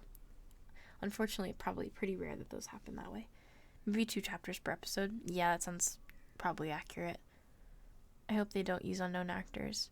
Oh, don't use known actors. Yes. How have you been today? I'm okay today. Yesterday I was feeling a little bit flat. Probably TMI, but I started a new antidepressant, so I'm seeing how I react to that. So, kind of up and down, but better than most days have been, so I will take that. Feeling oddly calm, despite how hard things are sometimes, so it's been okay. But yeah, Maya should do voice acting. I would love to, honestly. That's kind of one of my goals, is to eventually venture into voice acting as a possible branch. Maya's breakout into TV Disney would be missing, but out otherwise. I don't know, we'll see. I think, I don't know, I guess in my mind, if things and opportunities come up naturally and they make sense for who I am and what I enjoy doing, then I will obviously take them up, but those types of things are very, very rare. Did I miss the reading? No. I just take breaks in between each chapters, that way I can move my voice. It's weird. When I talk, it is a different register than when I read. So if you notice, I lift my voice a lot higher when I'm talking outside of narrating, as opposed to my reading voice, which is a little bit down here. So if I take a break, I talk in a higher register, which is less strenuous on my voice.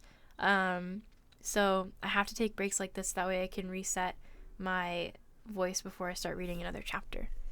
Okay, hear me out. Maya and the official soundtrack for the series. I would cry. This is so much fun. I love chatting and reading with Maya during quarantine, really helping. Yay, I'm glad. Even though the movies were bad, nothing compares to the casino scene in The Lightning Thief. I have to rewatch it, because even though it was bad, I still think that I was really excited when it came out. I really want you to know how much I love and how much I love you and how much you helped me through my depression. Thank you so much for helping. I'm so glad I can help, Kaylee. Taking breaks between chapters is a good idea. Yeah, I think we all need a break, especially with the different voices. I'm sorry if I can't differentiate a whole lot between Annabeth and Percy's dialogue. I feel like it's hard to figure out a way to differentiate it. What type of mic do you use? I use a Audio-Technica AT2020. All of my peripheral information and tech information is down below. I want to keep watching, but I have to go to dinner. You can watch the recording after it's all over. Don't worry, go eat dinner. You're watching the stream with your turtle? That's so cute. I wish I had a turtle. What the heck? My nickname is Turtle, actually. Fun fact. Don't be too hard on yourself. You're literally playing the entire cast. Good point. I just wish I had a different voice for Annabeth, I guess. I don't think the movies are that bad, just a little subpar, like 2 out of 5. I think it's a movie adaptation that was a little bit rushed, probably to meet the hype of what was happening with the books. So, Hi, Maya. Hi, Richard. You should be hired for the new series. I doubt that they would let me. One Woman Show, Percy Jackson edition. Yeah. Been stressing, but this is a nice break. Good, I'm glad, Sean. Hello. The adaptations usually can't match the vibes or tone of the books at all. Yeah, it's really hard. Honestly, movies that do are very rare and far in between, because I think encapsulating the vibe of a book, Harry Potter is probably one of those rare series that is able to do that to a certain extent, and just consolidating kind of the storyline. But I don't know, I think there's so much background information that is necessary for Percy Jackson, in the way that you have to understand the universe of the gods and Olympus and everything, that it's hard to kind of, like, you don't want it to just turn into an educational documentary on Greek mythology, and you kind of have that background available within the book, where you can't do that in a movie. Logan Lerman would have been such a good Percy if he was younger. I agree. Literally, Logan Lerman is on the front of my book. I have the movie version of this book. Oh my gosh. Is it bad I've never read Percy Jackson? Not at all. I don't think it's ever bad when people haven't read or watched something, because I think that just gives you the opportunity to experience it in your own right at some point, when you choose to. I think the movies were great, just really off compared to the book. Yeah.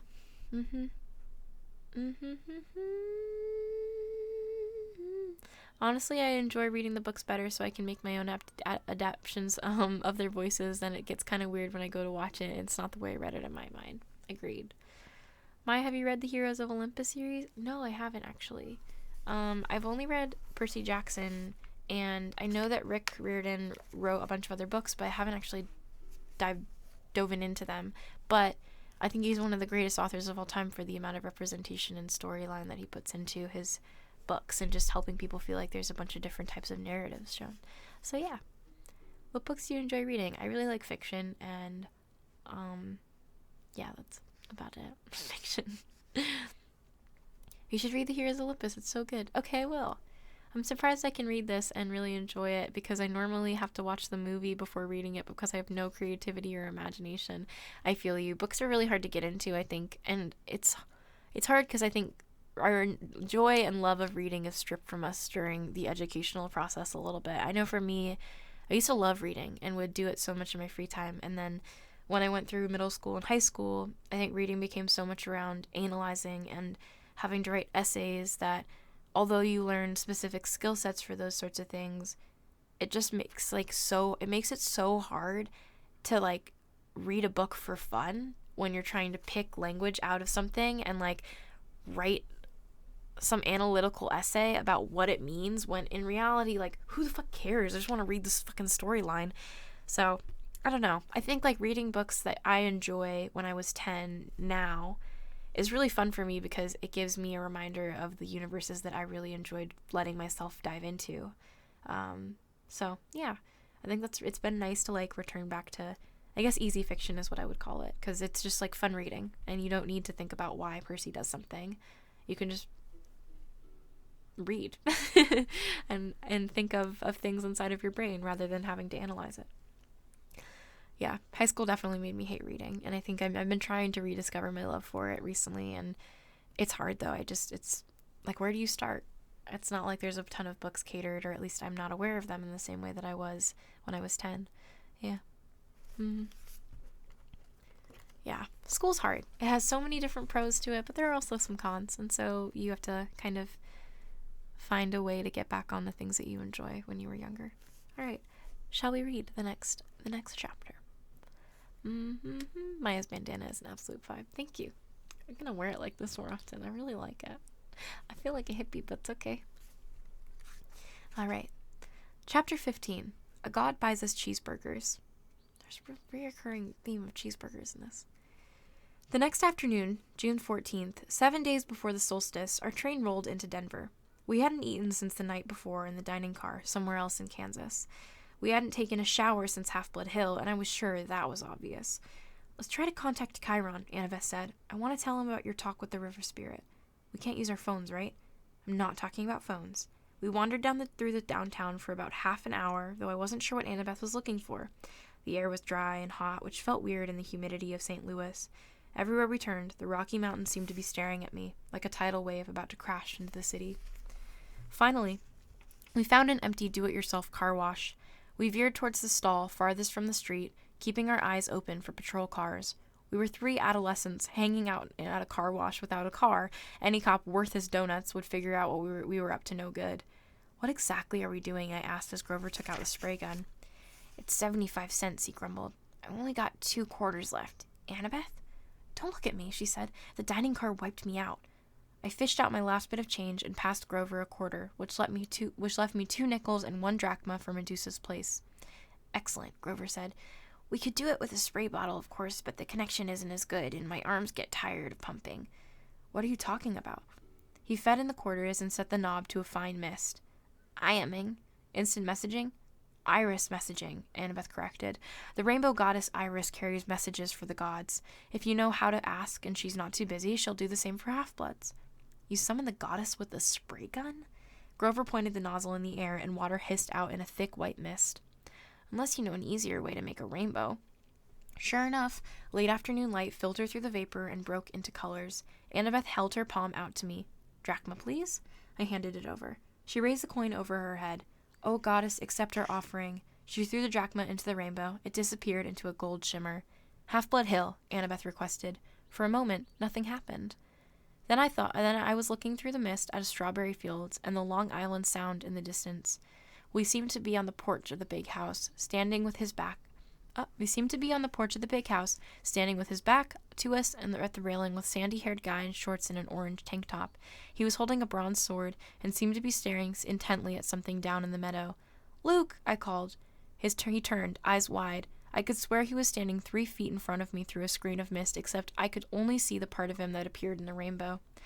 "Percy!" His scarred face broke into a grin. "Is that Annabeth too? Thank the gods! Are you guys okay?" "We're, fine," Annabeth stammered. She was madly straightening her dirty t-shirt, trying to comb the loose hair out of her face. "We thought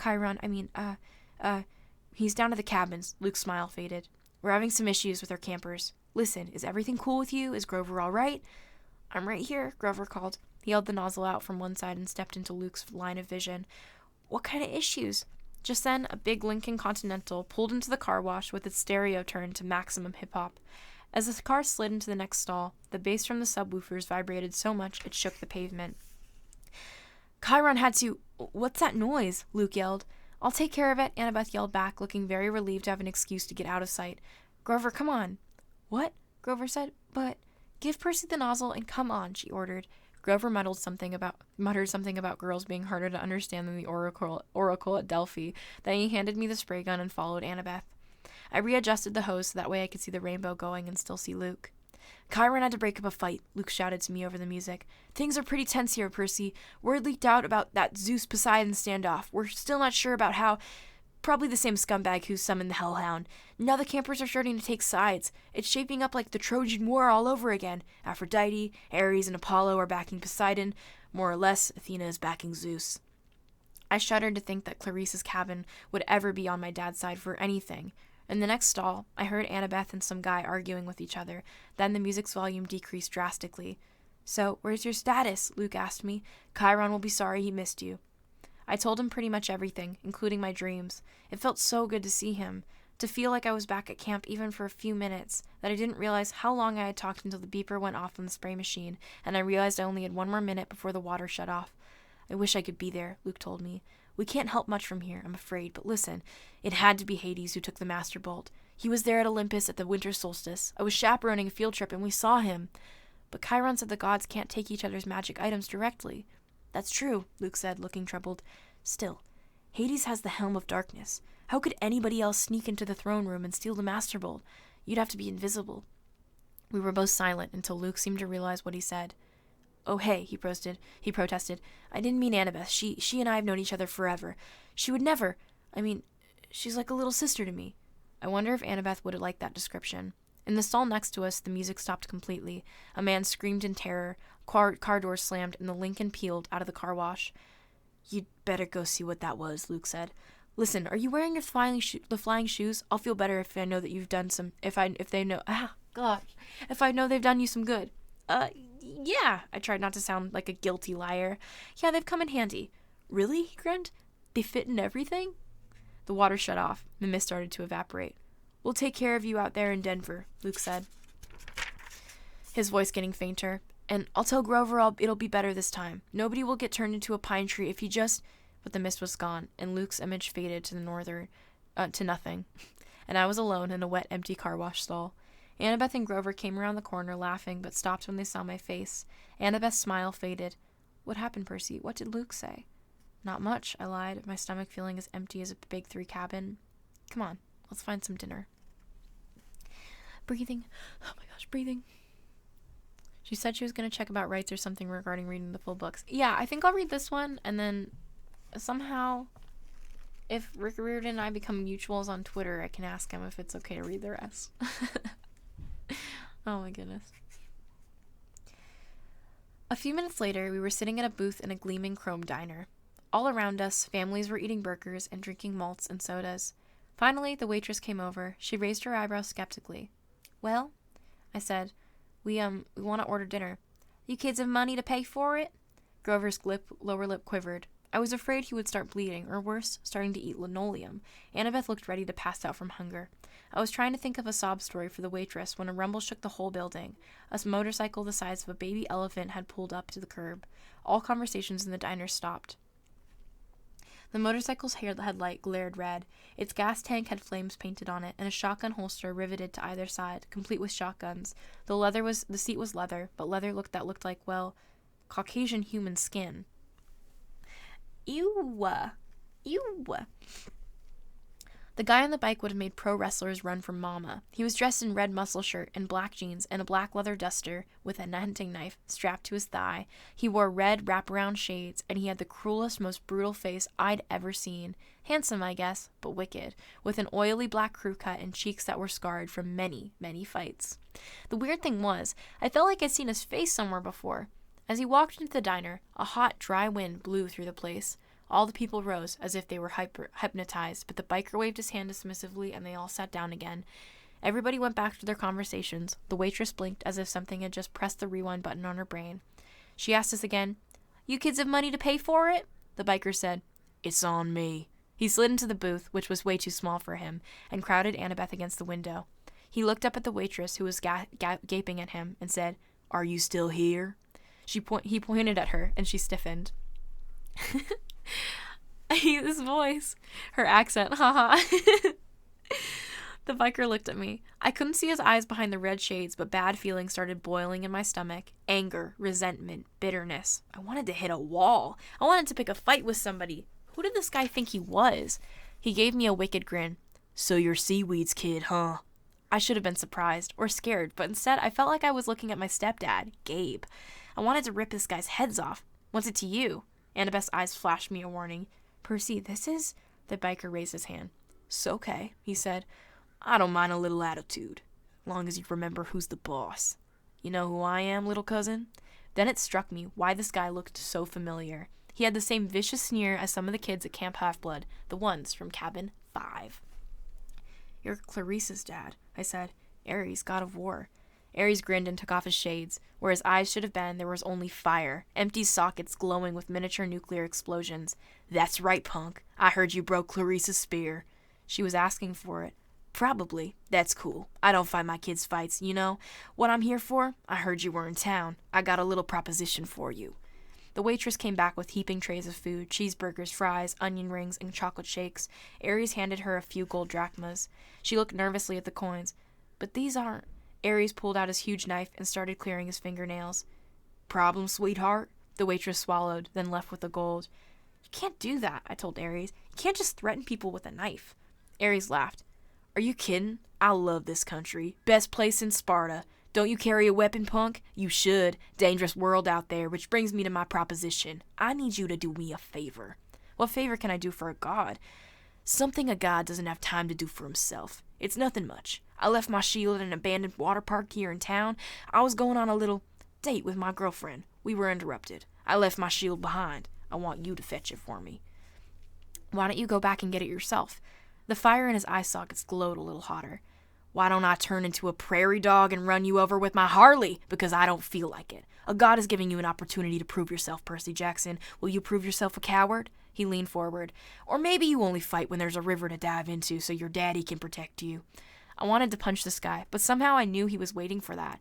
Ares' power was causing my anger. He'd love it if I attacked. I didn't want to give him the satisfaction. "We're not interested," I said. We've already got a quest." Ares' fiery eyes made me see things I didn't want to. Blood and smoke and corpses on the battlefield. "I know all about your quest, punk. When that item was first stolen, Zeus sent his best looking out for it. Apollo, Athena, Artemis, and me, naturally. If I couldn't sniff out a weapon that powerful..." He licked his lips as if the very thought of the Master Bolt made him hungry. "Well, if I couldn't find it, you got no hope. Nevertheless, I'm trying to give you the benefit of the doubt. Your dad and I go way back. After all, I'm the one who told him of my suspicions about old corpse breath." "You told him Hades stole the bolt?" "Sure. Framing somebody to start a war. Oldest trick in the book. I recognized it immediately. In a way, you got me to thank for your little quest." "Thanks," I grumbled. "Hey, I'm a generous guy. Just do my little job and I'll help you on your way. I'll arrange a ride west for you and your friends. We're doing fine on our own." "Yeah, right. No money, no wheels, no clue what you're up against. Help me out, and maybe I'll tell you something you need to know. Something about your mom." "My mom?" He grinned. "That got your attention. The water park is a mile west on Delancey. You can't miss it. Look out for the Tunnel of Love ride." "What interrupted your date?" I asked. "Something scare you off?" Ares bared his teeth, but I'd seen his threatening look before on Clarice. There was something false about it. It was almost like he was nervous. "You're lucky you met me. punk, and not one of the other Olympians. They're not as forgiving or rudeness as I am. I'll meet you here back when you're done. Don't disappoint me. After that, I must have fainted, or fallen into a trance, because when I opened my eyes, Ares was gone. I might have thought the conversation had been a dream, but Annabeth and Grover's expressions told me otherwise. Not good, Grover said. Ares sought you out, Percy. This is not good. I stared out the window. The motorcycle had disappeared. Did Ares really know something about my mom, or was he just playing with me? Now that he was gone, all the anger had drained out of me. I realized Ares must love to mess with people's emotions. That was his power, cranking up the passions so badly they clouded your ability to think. It's probably some kind of trick, I said. Forget Ares. Let's go. We can't, Annabeth said. Look, I hate Ares as much as anybody, but you don't ignore the gods unless you want serious bad fortune. He wasn't kidding about turning you into a rodent. I looked down at my cheeseburger, which suddenly didn't seem so appetizing. Why does he need us? Maybe it's probably because that requires brains, Annabeth said. Ares has strength, that's all he has. Even strength has to bow to wisdom sometimes. But this water park, he acted almost scared. What would make a war god run away like that? Annabeth and Grover glanced nervously at each other. Annabeth said, I'm afraid we'll have to find out. Oh, okay. I did the accents. All right. The sun was sinking behind the mountains for the first time by the time we found the water park. Judging from the signs, it had once been called Waterland, but now some of the letters were smashed out, so it read, What Rad? The main gate was padlocked and topped with barbed wire. Inside, huge water slides and tubes and pipes curled everywhere, leading to empty pools. Old tickets and advertisements fluttered around the asphalt. With night coming on, the place looked very sad and creepy. If Ares brings his girlfriend here for a date, I said, staring up the barbed wire, I'd hate to see what she looks like. Percy, Annabeth warned, be more respectful. Why? I thought you hated Ares. He's still a god, and his girlfriend is very temperamental. You don't want to insult her looks, Grover added. Who is she? Echidna? No. Aphrodite, Grover said, a little dreamily. Goddess of love. I thought she was married to somebody, I said. Hephaestus. What's your point? He asked. Oh, I suddenly felt the need to change the subject. So, how do we get in? Maya, Grover's shoes sprouted wings. It's so weird reading my own name. He flew over the fence, did an unintended somersault in midair, and then stumbled to a landing on the opposite side. He dusted off his jeans as if he'd planned the whole thing. You guys coming? Annabeth and I had to climb the old-fashioned way, holding down the barbed wire for each other as we crawled over top. The shadows grew long as we walked through the park, checking out the attractions. There was Ankle-Biter Island, Head Over Wedgie, and dude, where's my swimsuit? No monsters came to get us. Nothing made the slightest noise. All right. We found a souvenir shop that had been left open. Merchandise still lined the shelves, snow globes, pencils, postcards, and racks of clothes, Annabeth said. Fresh clothes. Yeah, I said, but you can't just watch me. She snatched an entire row of stuff off the racks and disappeared into the changing room. A few minutes later, she came out in Waterland flower print shorts, a big red Waterland t-shirt, and a commemorative Waterland surf shoes. A Waterland backpack was slung over her shoulders, obviously stuffed with more goodies. What the heck? Grover shrugged. Soon 3 of us were decked out like walking advertisements for the defunct theme park. We continued searching for the Tunnel of Love. I got the feeling that the whole park was holding its breath. So Ares and Aphrodite, I said, to keep my mind off the growing dark. They have a thing going? That's old gossip, Percy, Annabeth told me. 3,000-year-old gossip. What about Aphrodite's husband? Well, she said, Hephaestus, the blacksmith. He was crippled when he was a baby, thrown off Mount Olympus by Zeus, so he isn't exactly handsome, clever with his hands and all, but Aphrodite isn't into brains and talent, She likes bikes. Whatever. Hephaestus knows? Oh, sure, Annabeth said. He caught them together once. Literally caught them in a gold net and invited all the gods to come and laugh at them. Hephaestus is always trying to embarrass them. That's why they meet in out-of-the-way places like... She stopped looking straight ahead. Like that. In front of us was an empty pool that would have been awesome for skateboarding. It was at least 50 yards across and shaped like a bowl. Around the rim, a dozen bronze statues of Cupid stood guard with wings spread and bows ready to fire. On the opposite side from us, a tunnel opened up, probably where the water flowed into where the pool was full. The sign read above it, Thrill Ride, O Love. This is not your parents' tunnel of love. Grover crept towards the edge. Guys, look. Marooned at the bottom of the pool was a pink and white 2-seater boat with the canopy over top and little hearts painted all over it.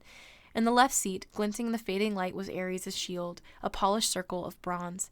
Is this too easy? I said. So we just walk down there and get it? Annabeth ran her fingers along the base of the nearest Cupid statue. There's a Greek letter carved here, she said.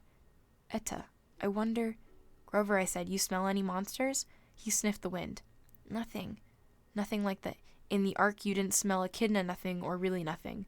Grover looked hurt. I told you that was underground. Okay, I'm sorry. I took a deep breath. I'm going down there. I'll go with you. Grover didn't sound enthusiastic, but I got the feeling he was trying to make up for what had happened in St. Louis. No, I told him. I want you to stay up top with the flying shoes. You're the Red Baron. A flying ace, remember? I'll be counting on you for backup in case anything goes wrong. Grover puffed out his chest a little. Sure, but what could go wrong? I don't know, just a feeling. Annabeth, come with me. Are you kidding? She looked at me as if I'd just dropped from the moon. Her cheeks were bright red. What's the problem now? I demanded. Me go with you in the thrill ride of love? How embarrassing is that? What if somebody saw me? Who's going to see you? My face was burning now, too. Leave it to a girl to make everything complicated. Fine, I told her. I'll do it myself. But when I started down the side of the pool, she followed me, muttering about how boys always mess things up. We reached the boat. The shield was popping on one seat, and next to it was a lady's silk scarf. I tried to imagine Ares and Aphrodite here, a couple of gods meeting in a junked-out amusement park ride. Why? Then I noticed something I hadn't seen from the top. Mirrors all the way around the rim of the pool facing the spot. We could see it. Oh, we could see ourselves no matter which direction we looked. That must be it. While Ares and Aphrodite were smooching with each other, they could look at their favorite people, themselves. I picked up the scarf. It shimmered pink, and the perfume was indescribable. Rose or mountain laurel. Something good. I smiled, a little dreamy, and was about to rub the scarf against my cheek when Annabeth ripped it out of my hand and stuffed it in her pocket. Oh, no, you don't. Stay away from that love magic. Thank you, Joshua, for the sub. What? Just get the shield, seaweed brain. Let's get out of here. The moment I touched the shield, I knew we were in trouble. My hand broke through something that had been connected to the dashboard. A cobweb, I thought. But then I looked at the strand of it in my palm and saw it was some kind of metal filament, so fine it was almost invisible. A tripwire. Wait, Annabeth said. Too late. There's another Greek letter on the side of the boat. Another eta. This is a trap. This is a trap. Oh my goodness. Thank you, Eric. Noise erupted from all around us, of a million grinding gears, and the whole pool started turning into one giant machine. Grover yelled, Guys! Up on the rim, the Cupid statues were drawing their bows into firing position. Before I could suggest taking cover, they shot, but not at us. They fired at each other across the rim of the pool. Silky cables trailed from the arrows, arcing around over the pool and anchoring where they landed to form a huge golden asterisk. Then, smaller metallic threads started weaving together magically between the main strands, making a net. We have to get out of here, I said. Duh, Annabeth said. I grabbed the shield and we ran, but going up the slope of the pool was not as easy as coming down. Come on, Grover shouted. He was trying to hold open a section of the net for us, but whenever he touched it, the golden thread started to wrap around his hands. The Cupid's head popped open. Out came video cameras. Spotlights rose up all around the pool, blinding us with illumination, and a loudspeaker boomed, Live to Olympus in 1 minute, 59 seconds, 58. Hephaestus, Annabeth screamed. I'm so stupid. Etta is H. He made this trap to catch his wife with Ares. Now we're going to be broadcast live to Olympus and look like absolute fools. We almost made it to the rim where the row of mirrors opened like hatches and thousands of tiny metallic things poured out. Annabeth screamed. It was an army of wind-up creepy crawlies, bronze gear bodies, and spindly legs like pincer mouths, all scuttling towards us in a wave of clicking, clacking, whirring metal. Spiders, Annabeth said. Ah! I'd never seen her like this before. She fell backward in terror and almost got overwhelmed by the spider robots before I pulled her up and dragged her back towards the boat. The things were coming out from all around the rim, now millions of them, flooding towards the center of the pool, completely surrounding us.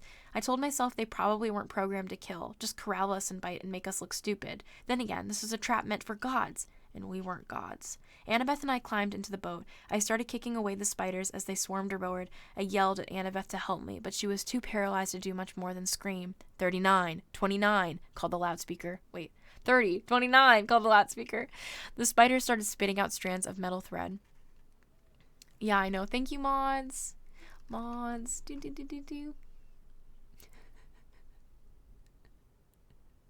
Oh my goodness. Do. Mod's definitely helping me as I can't look at the chat at all while I'm reading. Big appreciation. 30, 29, called the loudspeaker. The spiders started spitting out strands of metal thread, trying to tie us down. The strands were easy enough to break at first, but there were so many of them, and the spiders just kept coming. I kicked one away from Annabeth's leg, and its pincers took a chunk out of my new surf shoe. Grover hovered above the pool in his flying sneakers, trying to pull the nets loose, but it wouldn't budge. Think, I told myself. Think. The tunnel of love entrance was under the net. We could use it as an exit, except that it was blocked by a million spider robots. 15, 14, the loudspeaker called. Water, I thought. Where does the ride's water come from? Then I saw them. Huge water pipes behind the mirrors where the spiders had come from. And above the net, next to one of the cupids, a glass-windowed booth that must be the controller's panel. Controller station. Grover, I yelled. Get into that booth. Find the on switch. But do it! It was a crazy hope, but it was our only chance. The spiders were all over the prow of the boat now. Annabeth was screaming her head off. I had to get us out of there. Grover was in the controller's booth now, slamming away the buttons.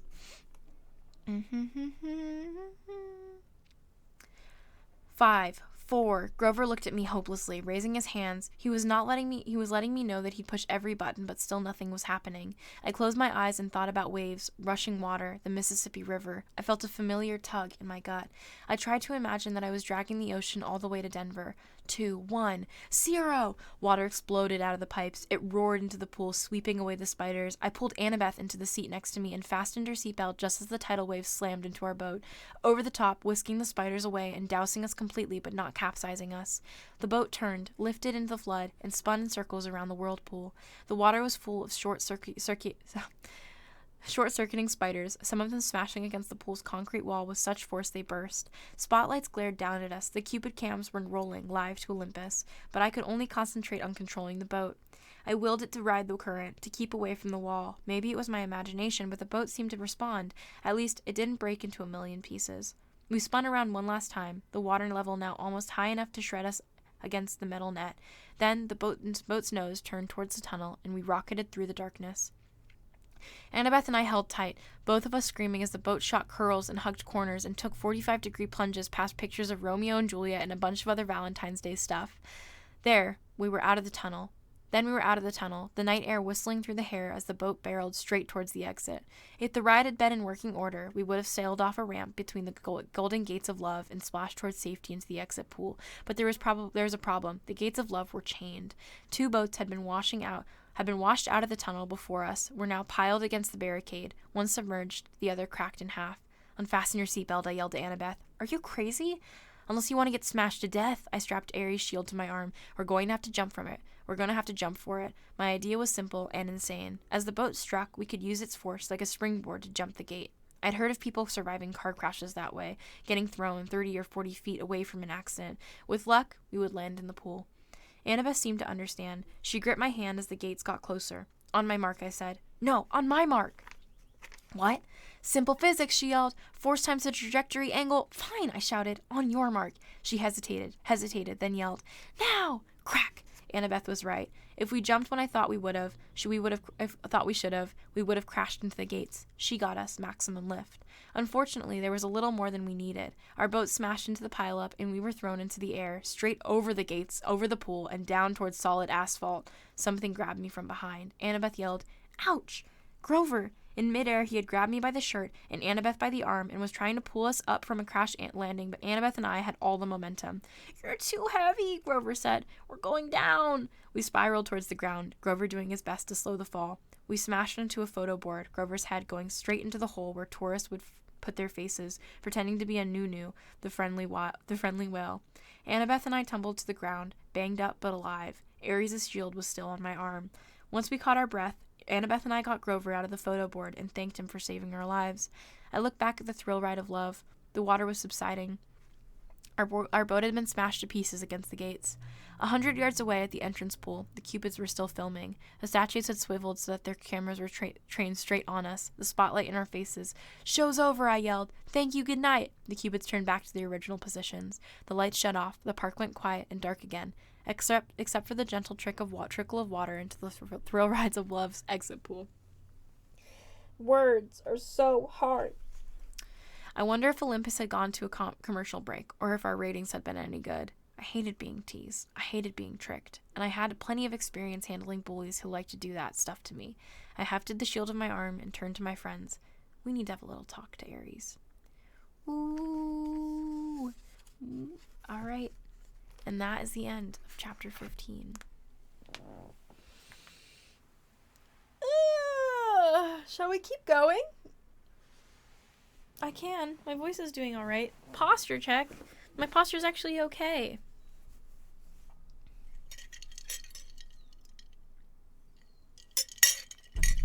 Let me do a little check-in.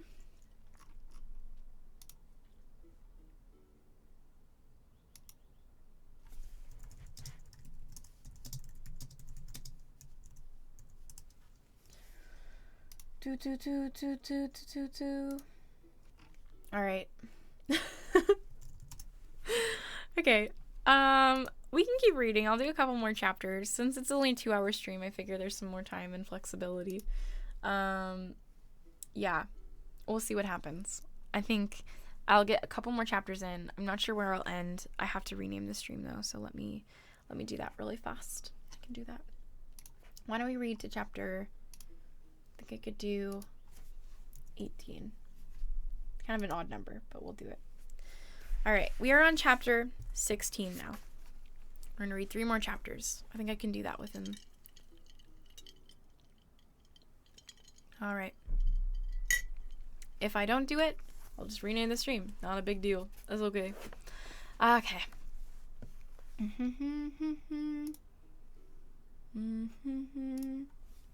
Okay. Chapter 16. We take a zebra to Vegas. The war god was waiting for us in the diner parking lot. Well, he said. You didn't get yourself killed. You knew it was a trap, I said. Ares gave me a wicked grin. Bet that crippled blacksmith was surprised when he netted a couple of stupid kids. You look good on TV. I shoved a shield at him. You're a jerk. Annabeth and Grover caught their breath. Ares grabbed the shield and spun it in the air like a pizza dough. I changed form, melting into a bulletproof vest. He slung it across his back. See that truck over there? He pointed to an 18-wheeler parked across the street from the diner. That's your ride. Take you straight to L.A. with one stop in Vegas. The 18-wheeler had a sign on the back, which I could read only because it was reverse printed white on black, a good combination for dyslexia.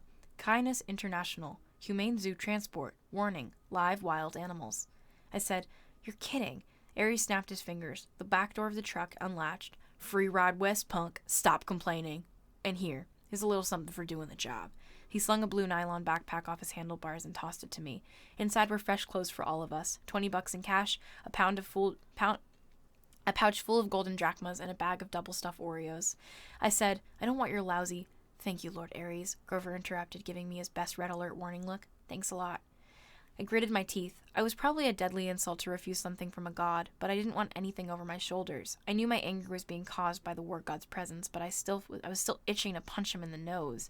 He reminded me of every bully I'd ever faced. Nancy Bobofit, Clarice, Smelly Gabe, sarcastic teachers, every jerk who called me stupid in school or laughed at me when I'd gotten expelled. I looked back at the diner, which had only a couple of customers now. The waitress who served us dinner was watching nervously out the window, like she was afraid of Ares. If she was afraid Ares might hurt us.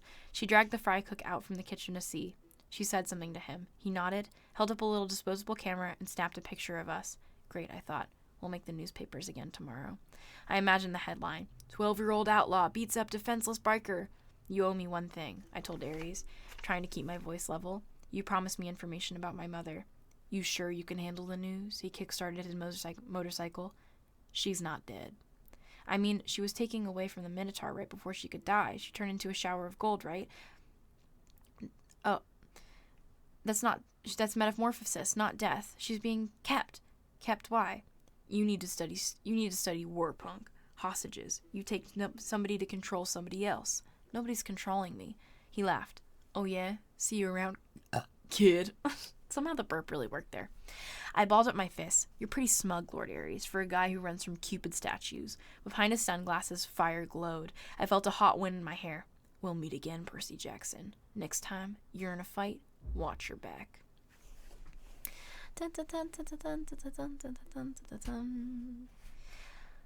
Is my mom here?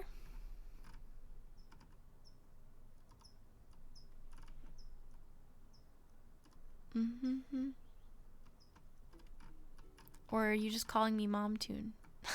Sometimes I can't tell. I can't tell. Mom tune. Okay. Alright. Behind us, he revved his Harley, then roared off down Delancey Street. Annabeth said, "That was not smart, Percy." "I don't care. I don't want a god as your enemy, especially not that god." "Hey guys," Grover said. "I hate to interrupt, but..." He pointed towards the diner. At the register, the last two customers were paying their check, two men in identical black coveralls with a white logo on their back that matched the ones on the Kindness International truck. "If we're taking the Zoo Express," Grover said, "we need to hurry." I didn't like it, but we had no better option. Besides, I'd seen enough of Denver. We ran across the street and climbed to the back of the big rig, closing the doors behind us. The first thing that hit me was a smell. It was like the world's biggest pan of kitty litter. The trailer was dark inside until I uncapped anaclymos. Oh, fuck. That's such a horrible word. Anaclusmos. The blade cast a faint bronze light over a very sad scene. Sitting in a row of filthy metal cages were three of the most pathetic zoo animals I'd ever beheld. A zebra, a male albino lion, and some weird antelope thing I didn't know the name for. Somebody had thrown the lion a sack of turnips, which he obviously didn't want to eat. The zebra and the antelope had gotten a styrofoam tray of hamburger meat. The zebra's mane was matted with chewing gum, like somebody had been spitting on it in their spare time. That's so sad. That's so sad.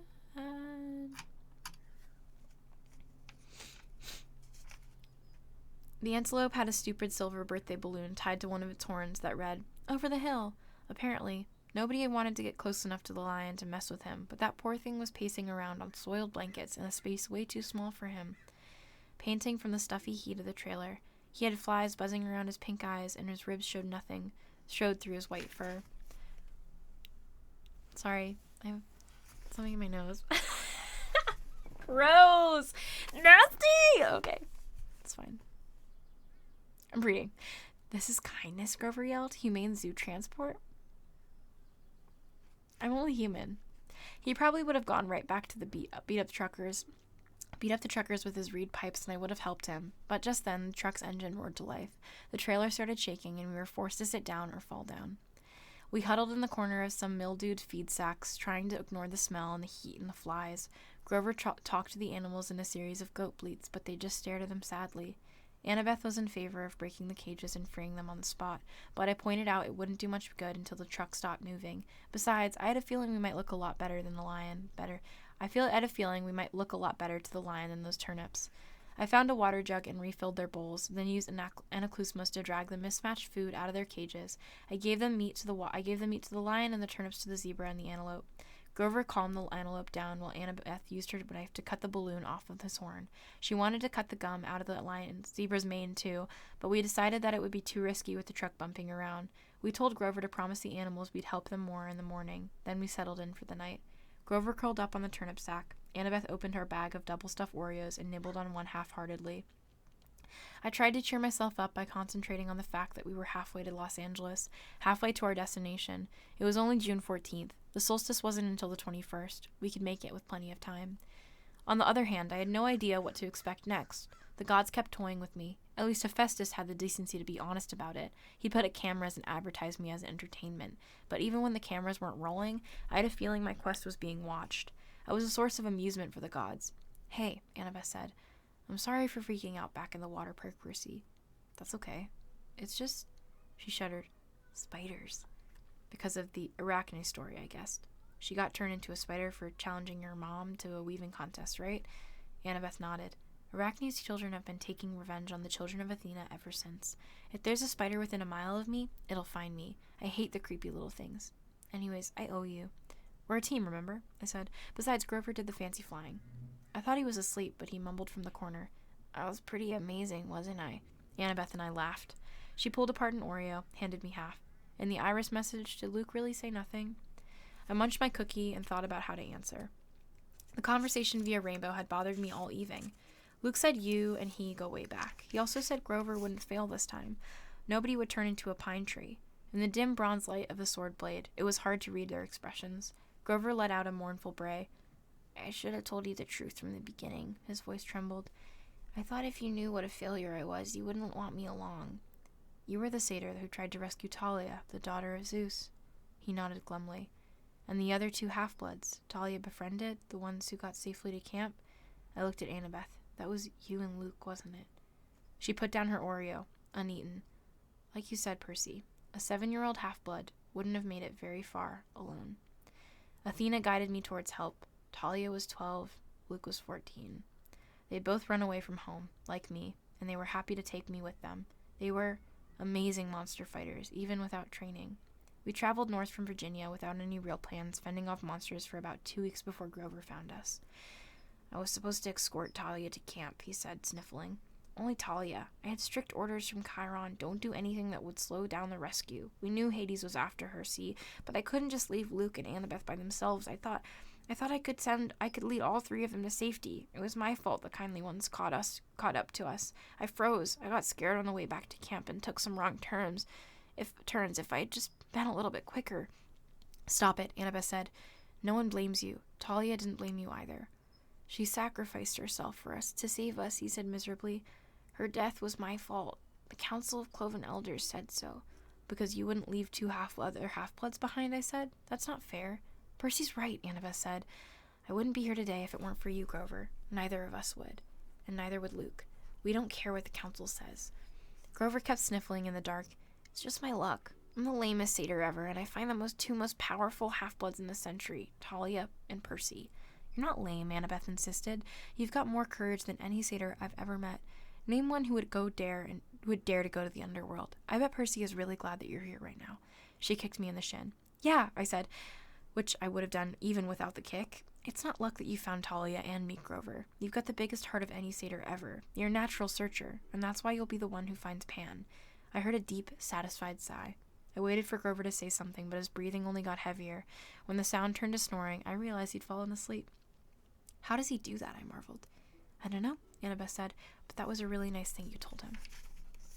I meant it. We rode in silence for a few miles, bumping around in the feed sacks. The zebra munched a turnip. The lion linked the last of the hamburger meat off his lips and looked at me hopefully. Annabeth rubbed her necklace like she was thinking deep, strategic thoughts. That pine bread. That pine tree bead. Why? That pine tree bead. The bead! Wait, where am I? I said, is that from your first year? She looked. She hadn't realized what she was doing. Yeah, she said. Every August, the counselors picked the most important events of the summer and they painted on that year's bead. I got Talia's pine tree, a Greek trireme of fire, on fire, a centaur in a prom dress. Now that was a weird summer. Ayo, centaur in a prom dress. You don't have to tell me. Oh no, just kidding, I'm lost. And the college ring is your father's? That's none of your... She stopped herself. Yeah, it is. You don't have to tell me. No, it's okay. She took a shaky breath. My dad sent it to me folded up in a letter 2 summers ago. The ring was like his main keepsake from Athena. He wouldn't have gotten through his doctoral program at Harvard without her. That's a long story. Anyways, he wanted me to have it. He apologized for being a jerk, said he loved me, and missed me. He wanted me to come home and live with him. That doesn't sound too bad. Yeah, well, the problem was, I believed him. I tried to go home for school that year, but my stepmom was the same as ever. She didn't want kids put in danger by living with a freak. Monsters attacked. We argued. Monsters attacked. We argued more. I didn't even make it through winter break. I called Chiron and came right back to Half-Blood Hill. You think you'll ever try living with your dad again? She wouldn't meet my eyes. Please, I'm not into self-inflicted pain. You shouldn't give up, I told her. You should write him a letter or something. Thanks for the advice, she said coldly, but my father's made his choice about who he wants to live with. We passed another few miles of silence. So, if the gods fight, I said, will things line up in the way that they did with the Trojan War? Will it be Athena versus Poseidon? She put her head against the backpack Ares had given us, and closed her eyes. I don't know what my mom will do. I just know I'll fight next to you. Why? Because you're my friend, Seaweed Brain. Any more stupid questions? I couldn't think of an answer for that. Fortunately, I didn't have to. Annabeth was asleep. I had trouble following her example, with Grover snoring and an albino lion staring hungrily at me, but eventually I closed my eyes. My nightmare started out as something I'd dreamed a million times before. I was forced to take a standardized test while wearing a straitjacket. All the other kids were going out to recess, and the teacher kept saying, "Come on, Percy, you're not stupid, are you? Pick up your pencil." Then the dream strayed from the usual. I looked over at the next desk and saw a girl sitting there, also wearing a straitjacket. She was my age, with unruly black punk-style hair, dark eyeliner around her stormy green eyes, and freckles across her nose. Somehow, I knew who she was. She was Talia, daughter of Zeus. She struggled against the straitjacket, glaring at me in frustration, and snapped, "Well, seaweed brain, one of us has to get out of here." She was right, my dream self thought. I'm going back into that cavern. I'm going to give Hades a piece of my mind. The straitjacket melted off of me. I fell through the classroom floor. The teacher's voice changed until it was cold and evil, echoing from the depths of the great chasm. "Percy Jackson," it said. "Yes, the exchange went well, I see." I was back in the dark cavern, spirits of the dead drifting around me, unseen in the pit. The monstrous thing was speaking, but this time it wasn't addressing me. The numbing power of its voice seemed directed somewhere else. "As he suspects nothing?" it asked. Another voice, one I almost recognized, answered at my shoulder. "Nothing, my lord. He is as ignorant as the rest." I looked over, but no one was there. The speaker was invisible. "Deception upon deceit," the thing in the pit mused aloud. "Excellent." "Truly, my lords," the voice next to me, "you are well named the Crooked One. But was it necessary? I could have brought you what I stole directly." "You," the monster said in scorn. "You have already shown your limits. You have failed me. You would have failed me completely had I not intervened. But, my lord, peace, little servant. Our 6 months have brought us much. Zeus's anger has grown. Poseidon has played his most desperate card. Now we shall use it against him. Shortly you shall have the reward you wish, and your revenge, as soon as both items are delivered into my hands. But wait, he is here." "What?" The invisible servant suddenly sounded tense. "You summoned him, my lord?" "No." The full force of the monster's attention was now pouring over me, freezing me in place. "Blast his father's blood. He is too changeable, too unpredictable. The boy brought himself hither." "Impossible!" the servant cried. "For a weakling such as you, perhaps," the voice snarled. Then its cold power turned back on me. "So you wish to dream of your quest, young half-blood? Then I will oblige."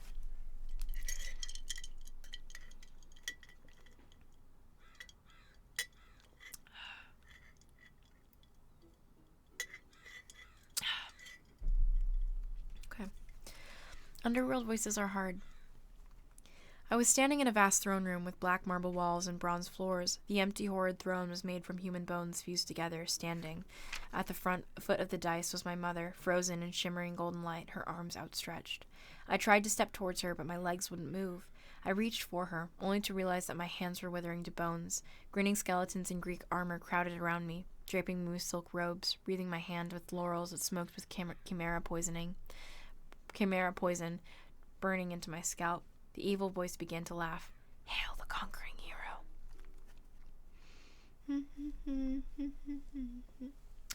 I woke up with a start. Grover was shaking my shoulder. "The truck stopped," he said. "I think we're going to check out the animals." "Hide," Annabeth hissed. She had it easy. She put on her magic cap and disappeared. Grover and I had to dive behind feed sacks and hope we looked like turnips. The trailer doors creaked open. Sunlight and heat poured in. "Man," said one of those truckers said, waving his hand in the front of his ugly nose, "I wish I hauled appliances." He climbed inside and poured some of the water from a jug into the animals' dishes. "You hot, boy?" he asked the lion, then splashed the rest of the bucket right on the lion's face. The lion roared in indignation. Yeah, the man said. Next to me under the turnip sacks, Grover tensed. For a peace-loving herbivore, he looked downright murderous. The trucker threw the antelope a squashed-looking Happy Meal bag. He smirked at the zebra. "How you doing, Stripes?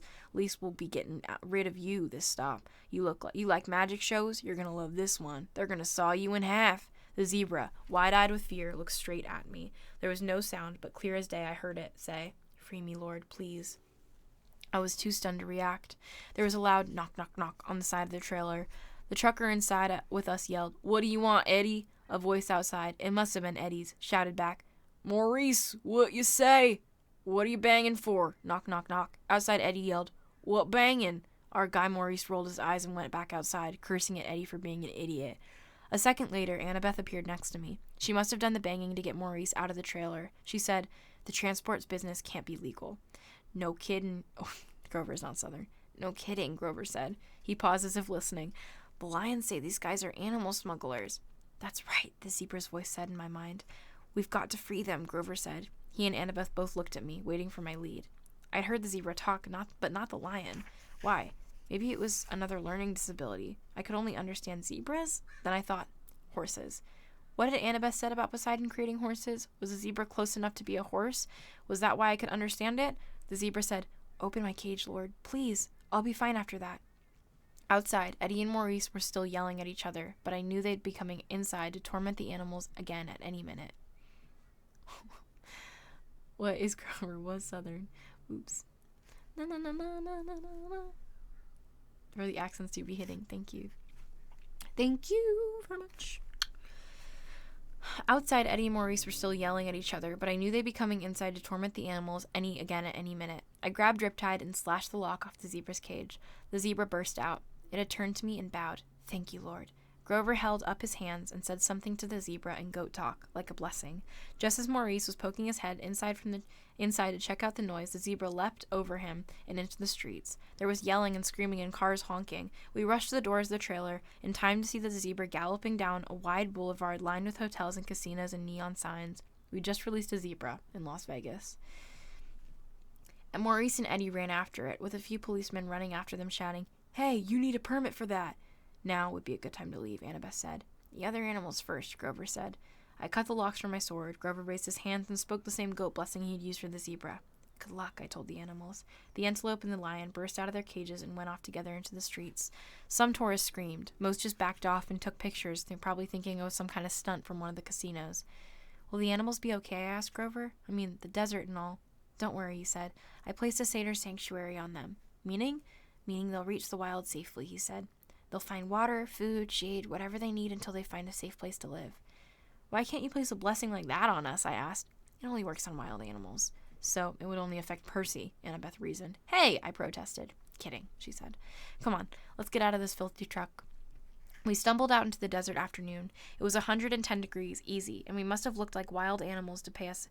We must have looked like deep-fried vagrants, but everyone was too interested in the wild animals to pay us much attention.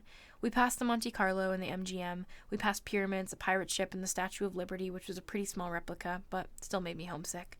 I wasn't sure what we were looking for. Maybe just a place to get out of the heat for a few minutes, find a sandwich and a glass of lemonade, maybe a new plan for getting rest. For going west. But we must have taken a wrong turn because we found ourselves at a dead end, standing in front of the Lotus Hotel and Casino. The entrance is a huge neon flower, the petals lighting up and blinking. No one was going in or out, but the glittering chrome doors were open, spilling out air conditioning that smelled like flowers, lotus blossom maybe. I'd never smelled one, so I wasn't sure. The doorman smiled at us. "Hey kids, you look tired. You want to come in and sit down?" I'd learned to be suspicious the last week or so. I figured anybody might be a monster or a god. You just couldn't tell. But this guy was normal. One look at him, I could see. Besides, I was so relieved to hear somebody who sounded sympathetic that I nodded and said we'd love to come inside. Inside, we took one look around and Grover said, "Whoa." The whole lobby was one gigantic game room. I'm not talking about cheesy old Pac-Man games or slot machines. There was an indoor water slide snaking around the glass elevator, which went straight up at least 40 floors.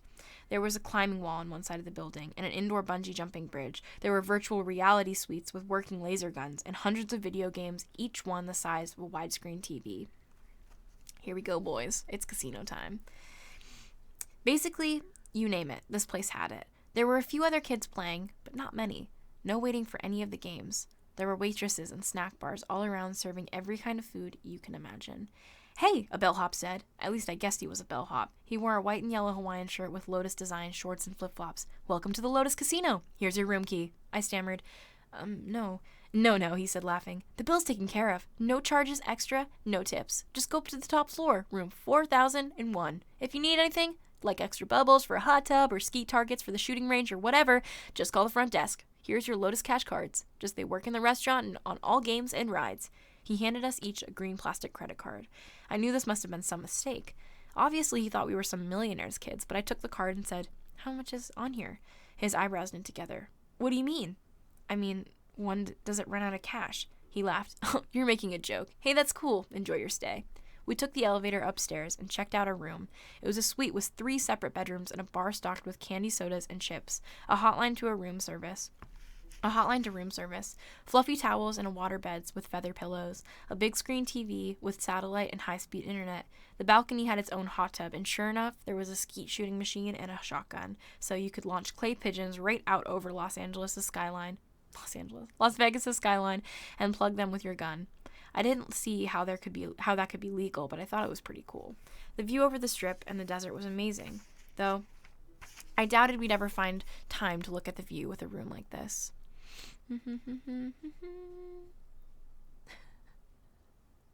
I know the Lotus Casino is like that, but I still really want to go. Yeah. Oh my goodness, Annabeth said. This place is sweet, Grover said. Absolutely sweet. There were clothes in the closet, and they fit me. I frowned, thinking this was a little strange. I threw Aries' backpack in the trash can. Wouldn't need that anymore. When we left, I could just charge a new one at the hotel store. I took a shower, which felt awesome after a week of grimy travel. I changed clothes, ate a bag of chips, drank 3 Cokes, and came out feeling better than I had in a long time. In the back of my mind, some small problem kept nagging at me. I had a dream or something. I needed to talk to my friends, but I wasn't sure it could wait. I came out of the bedroom and found that Annabeth and Grover had also showered and changed clothes. Grover was eating potato chips to his heart's content, while Annabeth cranked up the National Geographic channel. All those stations, I told her, and you turn on National Geographic? Are you insane? It's interesting. I feel good, Grover said. I love this place. Without even realizing it, the wings sprouted out of his shoes and lifted him a foot off the ground, then back down again. So what now? Annabeth asked. Sleep? Grover and I looked at each other and grinned. We both held up our green plastic Lotus cash cards. Playtime, I said. I couldn't remember the last time I'd had so much fun. I came from a relatively poor family. Our idea of splurge was eating out at Burger King and renting a video. A 5-star Vegas hotel? Forget it. I bungee jumped the lobby 5 or 6 times, did the water slide, snowboarded with the artificial ski slope, and played virtual reality laser tag and FBI sharpshooter. I saw Grover a few times going from game to game. He really liked the reverse hunter thing, where the deer goes out and you shoot the rednecks. I saw Annabeth playing trivia games and other Brainiac stuff. They had this huge 3D sim game where you build your own city and you could actually see the holographic buildings rise on the display board. I didn't think much of it, but Annabeth loved it. I'm not sure when I first realized something was wrong. Probably it was when I noticed the guy standing next to me at the VR sharpshooters. He was about 13, I guess, but his clothes were weird. I thought he was some Elvis impersonator's son. He wore bell-bottom jeans and a red t-shirt with black piping, and his hair was permed and gelled like a New Jersey girl's at homecoming night. We played a game of sharpshooters together, and he said, "Groovy, man. Been here 2 weeks, and the game keeps getting better and better." Groovy? Later, while we were talking, I said something that was sick, and he looked at me, kind of startled, as if he'd never heard the word used before. He said his name was Darren, but as soon as I started asking him questions, he got bored with me and started to go back to the computer screen. I said, "Hey, Darren, what year is it?" He frowned at me. "In the game?" "No, in real life." He had to think about it. 1977. "No," I said, getting really scared. "Really?" "Hey man, bad vibes. I got a game happening." After that, he totally ignored me. I started talking to people and found it wasn't easy. They were glued to the TV screen or the video game or their food or whatever, and I found a guy who told me it was 1985, another guy who told me it was 1993. They all claimed they hadn't been here very long, a few days, a few weeks at most. They didn't even know, and they didn't really care. Then it occurred to me, how long had I been here? It seemed like only a couple of hours, but was it?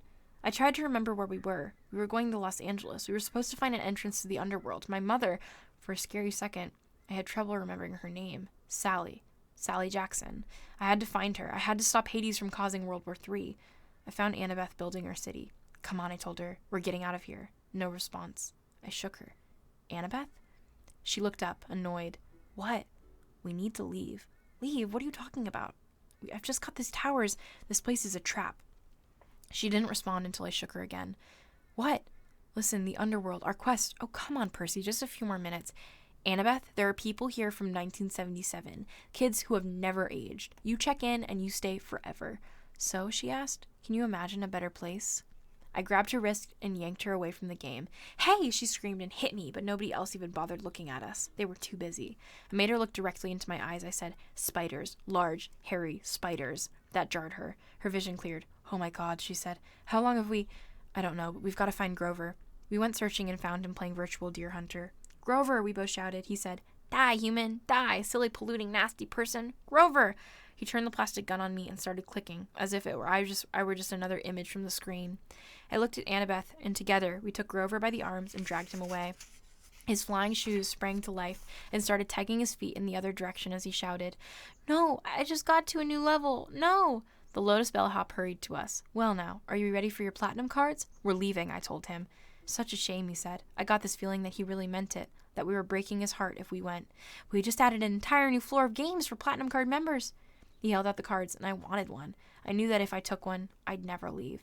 I'd stay here, happy, forever, playing games forever, and soon I'd forget my mom, and my quest, and maybe even my own name. I'd been playing Virtual Rifleman with groovy Disco Darren forever.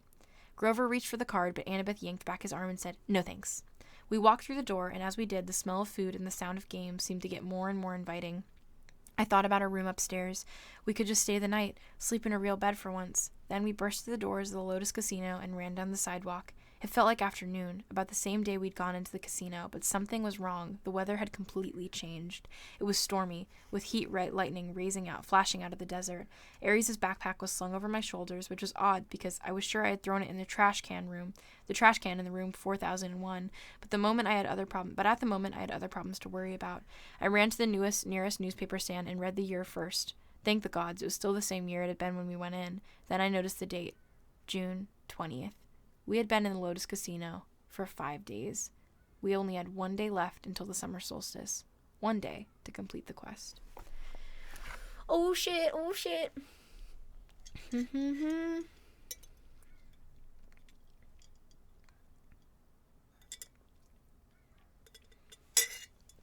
I'm only going to do 17. Because I don't think my voice has it in me to do 18. Oopsie.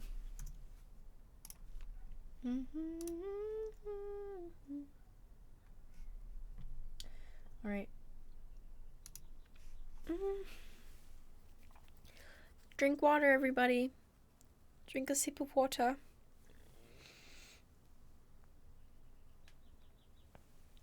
Wow, I'm such a vibe with this bandana right now, I just want to say.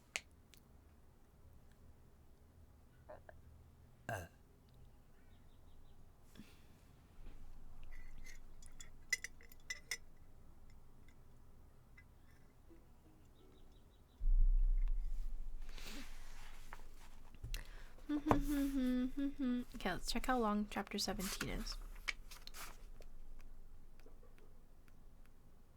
Okay, I can do that. God damn, I read so much today. Chapter 18 was long as heck. Okay. Chapter 17. We shopped for waterbeds. It was Annabeth's idea. She loaded us into the back of a Vegas taxi. Bumper 15, Burger King put lettuce. God damn it. Vegas taxi as if we actually had money, and told the driver, "Los Angeles, please." The cabbie chewed his cigar and sized us up. "That's 300 miles. For that, you gonna pay up front?" "You accept casino debit cards?" Annabeth asked. He shrugged. "Some of them. Same as credit cards. I gotta swipe them through first." Annabeth handed him her green Lotus cash card. He looked at it skeptically. "Swipe it," Annabeth invited. He did. His meter machine started rattling. The lights flashed. Finally, an infinity symbol came up next to the dollar sign. The cigar fell out of the driver's mouth. He looked back at us, his eyes wide. "Where to in Los Angeles? Your Highness?" "The Santa Monica Pier." Annabeth sat up, a little straighter. I could tell she liked the "Your Highness" thing. "Get us there fast, and you can keep the change."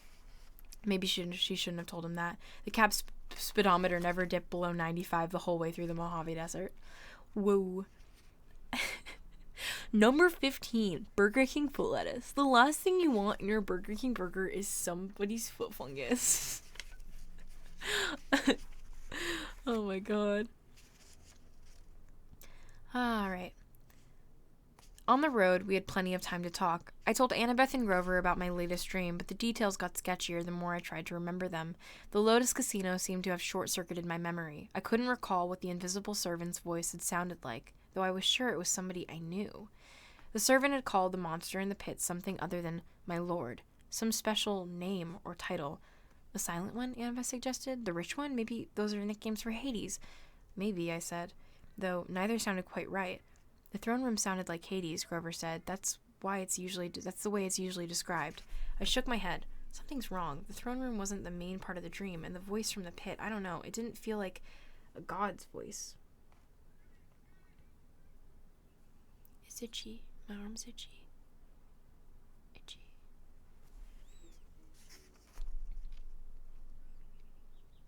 The throne room wasn't the main part of the dream, and that voice from the pit, I don't know, it didn't feel like a god's voice. Annabeth's eyes widened. What? I asked. Oh, nothing. No, it has to be Hades. Maybe he sent this thief, the invisible person, to get the Master Bolt and something went wrong. Like what? I don't know, she said. But if he stole Zeus's symbol of power from Olympus and the gods were hunting him, I mean, a lot of things could go wrong. So this thief had to hide the bolt, or he lost it somehow. Anyways, he failed to bring it to Hades. That's why the voice said in your dream, right? The guy failed. That would explain why the Furies were searching for when they came after us in the bus. Maybe they thought we had retrieved the bolt. I wasn't sure what was wrong with her. She looked pale. But if I'd already retrieved the bolt, I said, why would I be traveling to the underworld? To threaten Hades, Grover suggested. To bribe or blackmail him into getting your mom back. I whistled. You have evil thoughts for a goat. Why, thank you. But the thing in the pit said it was waiting for 2 items. I said, if the Master Bolt is one, what's the other? Grover shook his head, clearly mystified. Annabeth was looking at me as if she knew my next question and was silently willing me not to ask it. You have an idea what might be in the pit, don't you? I asked her. I mean, if it isn't Hades. Percy, let's not talk about it, because if it isn't Hades, no, it has to be Hades. Wasteland rolled by. We passed a sign that said California State Line 12 miles.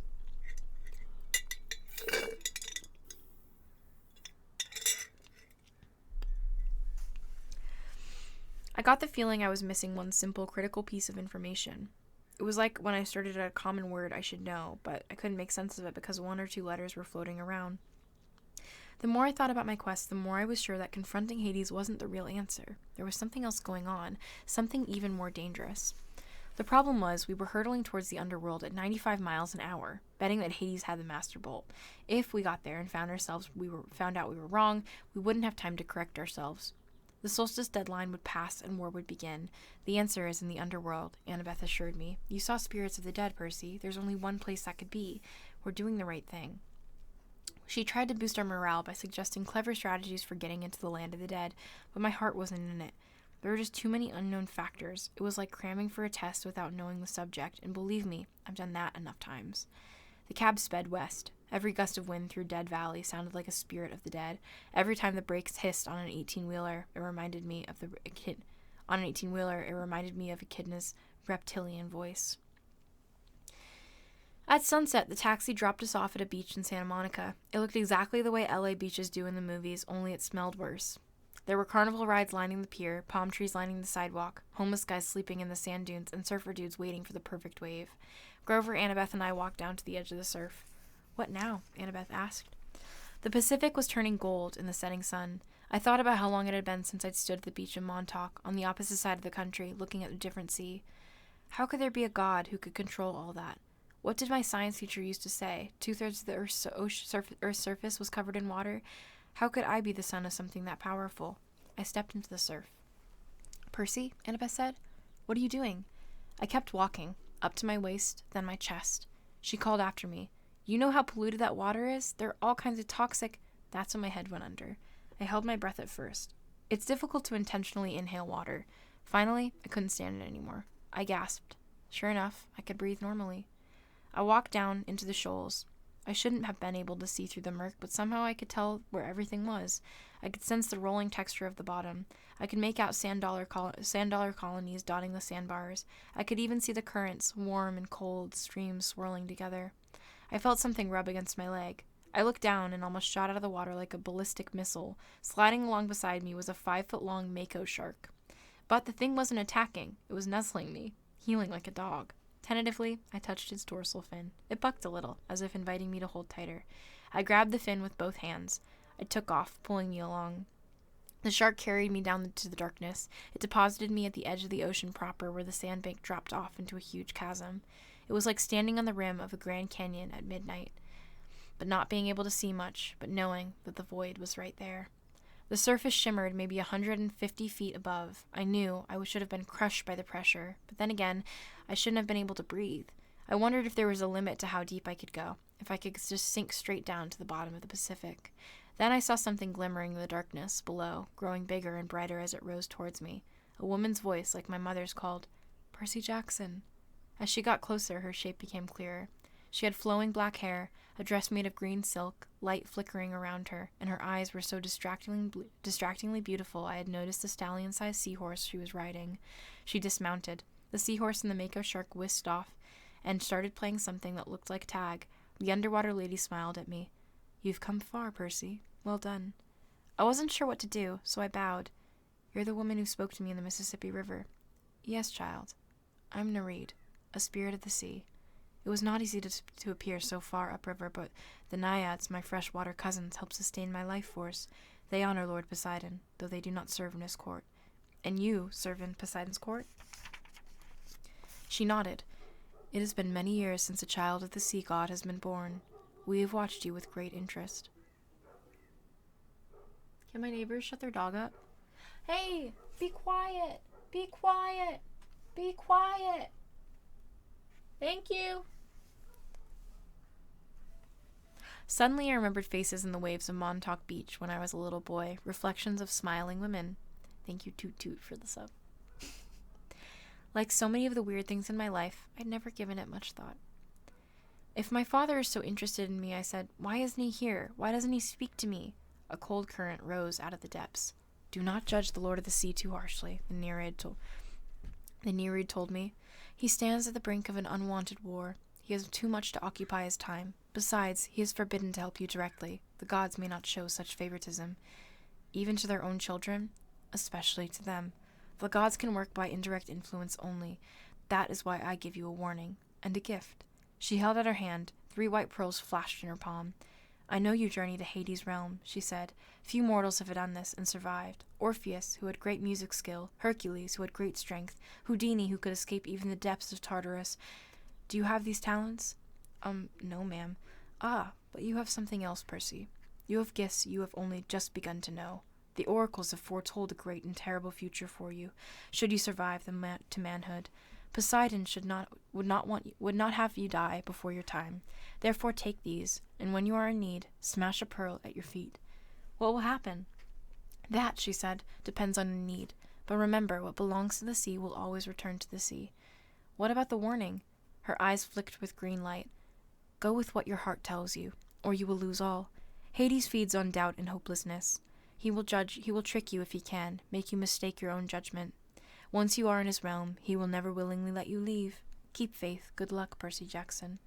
She summoned her seahorse and rode towards the void. "Wait," I called. "At the river, you said not to trust the gifts. What gifts?" "Goodbye, young hero," she called back, her voice fading into the depths. "You must listen to your heart." She became a speck of glowing green, and then she was gone. I wanted to follow her down into the darkness. I wanted to see the court of Poseidon, but I looked up at the sunset darkening on the surface. My friends were waiting. We had so little time. I kicked towards the shore. When I reached the beach, my clothes dried instantly. I told Grover and Athena what happened and showed them the pearls. Annabeth grimaced. "No gift comes without a price." "They were free." "No," she shook her head. "There is no such thing as free lunch. That's an ancient Greek saying that translated pretty well into American. There will be a price. You wait." On the happy thought, we turned our backs on the sea. With some spare change from Aria's backpack, we took the bus into West Hollywood. I showed the driver the underworld address slip I'd taken from Auntie M's Garden Gnome Emporium, but he'd never heard of DOA recording studios. "You remind me of someone I saw on TV, he told me. "You a child actor or something?" I'm a stunt double for a lot of child actors." "Oh, that explains it." We thanked him and got off quickly in the next stop. We wandered for miles on foot looking for DOA. Nobody seemed to know where he was. It didn't appear in the phone book. Twice we ducked into alleys to avoid cop cars. I froze in front of the appliance store window because a television was playing an interview with someone who looked very familiar. My stepdad, Smelly Gabe. He was talking to Barbara Walters. I mean, as if he were some kind of huge celebrity. She was interviewing him in our apartment, in the middle of a poker game, and there was a young blonde lady sitting next to him patting his hand. A fake tear glistened on his cheek. He was saying, "Honest, Miss Waters, if it wasn't for Sugar here, my grief counselor, I'd be a wreck. My stepson took everything I cared about. My wife, my Camaro. I'm sorry, I have trouble talking about it." "There you have it, America." Barbara Waters turned to the camera. A man torn apart, an adolescent boy with serious issues. Let me show you again. The last known photo of this troubled young fugitive, taken a week ago in Denver. The screen cut to a grainy shot of me, Annabeth, and Grover standing outside the Colorado diner talking to Aries. Who are the other children in this photo? Barbara Walters asked dramatically. Who is the man with them? Is Percy Jackson a delinquent, a terrorist, or perhaps the brainwashed victim of a frightening new cult? When we come back, we chat with a leading child psychologist. Stay tuned, America. Come on, Grover told me. He hauled me away before I could punch a hole in the appliances store window. It got dark and hungry-looking characters started coming out on the streets to play. Now, don't get me wrong. I'm a New Yorker. I don't get scared easily, but L.A. had a totally different feel from New York. This is true. Downtown LA is one of the most terrifying places I've ever been. I stayed in it for 2 weeks. It was the scariest moment of my life. Definitely thought I was going to get mugged.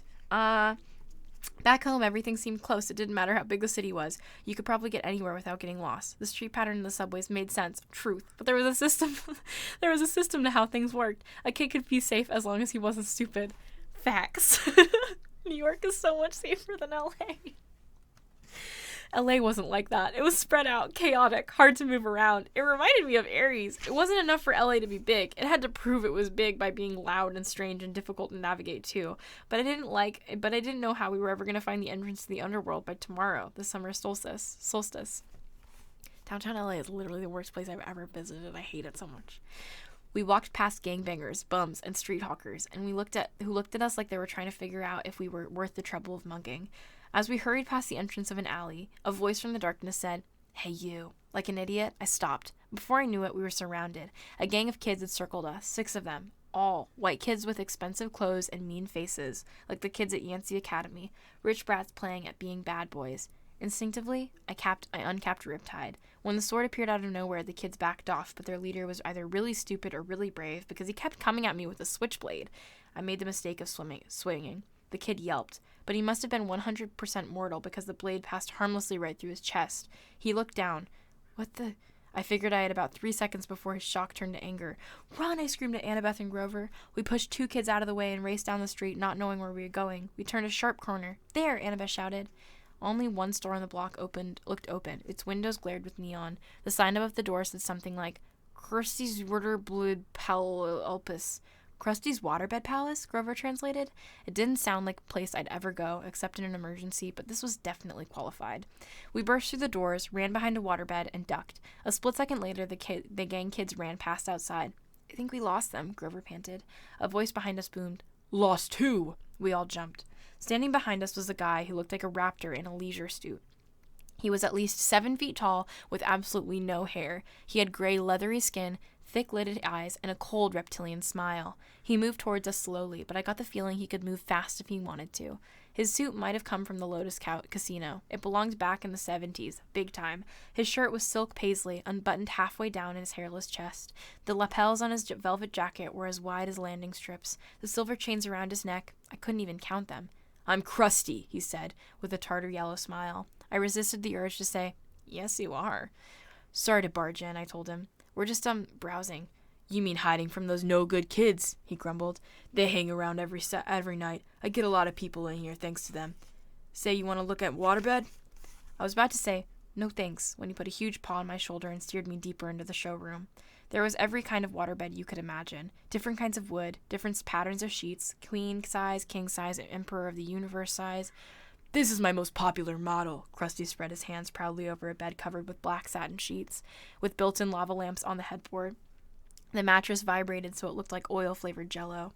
"Million hand massage," Krusty told us. "Go on, try it out. Shoot, take a nap. I don't care. No business today anyway." I said, "I don't think..." "Million hand massage," Grover cried and dove in. "Oh, you guys, this is so cool." Krusty said, stroking his leathery chin. Almost. "Almost what?" I asked. He looked at Annabeth. "Do me a favor and try this one over here, honey. Might fit." Annabeth said, "But what..." He patted her reassuringly on the shoulder and led her over to the Safari Deluxe model with teakwood lions carved into the frame and a leopard patterned comforter. When Annabeth didn't want to lie down, Krusty pushed her. "Hey!" she protested. Krusty snapped his fingers.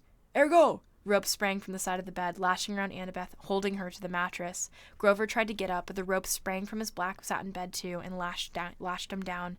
Not cool, he yelled, voice vibrating from the million hand massage. Not cool at all. The giant looked at Annabeth, then turned towards me and grinned. Almost, darn it. I tried to step away, but his hand shot out and clamped around the back of my neck. Whoa, kid, don't worry. We'll find you one in a sec. Let my friends go. Oh, sure I will, but I gotta make them fit first. What do you mean? All the beds are exactly 6 feet, see? Your friends are too short. Gotta make them fit. Annabeth and Grover kept struggling. Can't stand imperfect measurements, Krusty muttered. Ergo! A new set of ropes leapt out from on the top and the bottom of the beds, wrapping around Grover and Annabeth's ankle, pulling them around their armpits. The rope started tightening, pulling my friends from both ends. Don't worry, Krusty told me. These are stretching jobs, maybe 3 inches on their spines. They might even live. Now, why don't you find a bed like you like, huh? Percy, Grover yelled. My mind was racing. I couldn't take on this giant waterbed salesman alone. He would snap my neck before I even got my sword out. Your real name's not Krusty, is it? I asked. Legally, it's Procrustes, he admitted. The stretcher, I said. I remembered the story. The giant who tried to kill Theseus with excessive hospitality on his way to Athens. Yeah, the salesman said.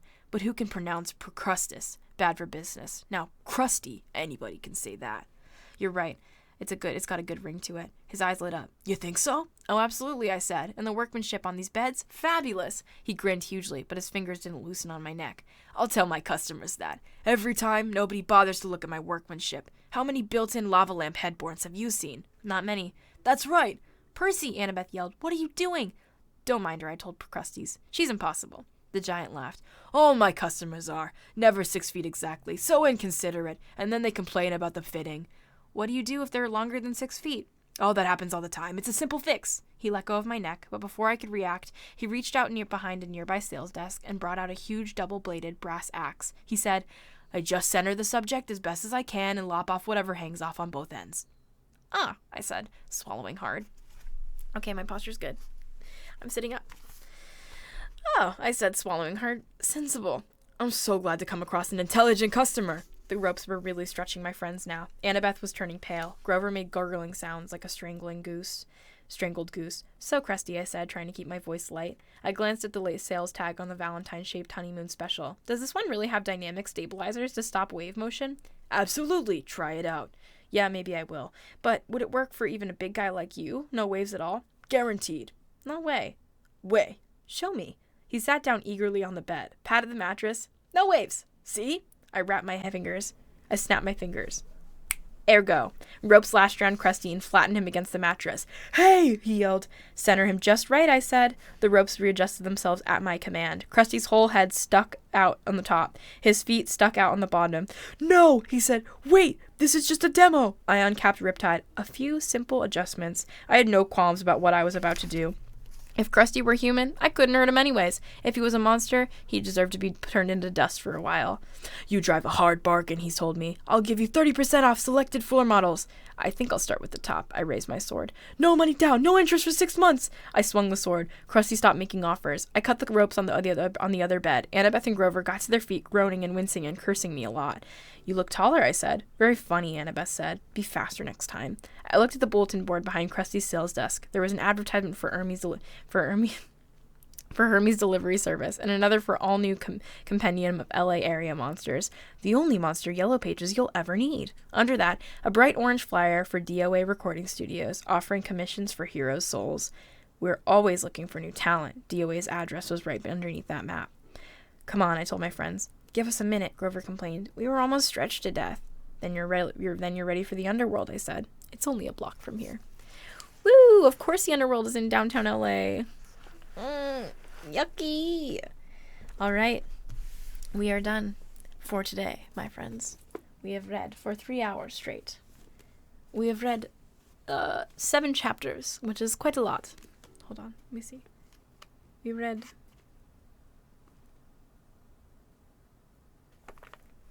Trying to do math. 100 pages. Oof. Oofy. What a chapter. I'll see you guys on Tuesday, though. And I think that we will make it, let's see how much. I don't think I can read. All right, we'll probably read through chapter to 21. I'll only do, I don't know, I'll do like four chapters next time. It'll be good. All right, thank you guys so much for tuning in. Haha, funny pun. Yeah.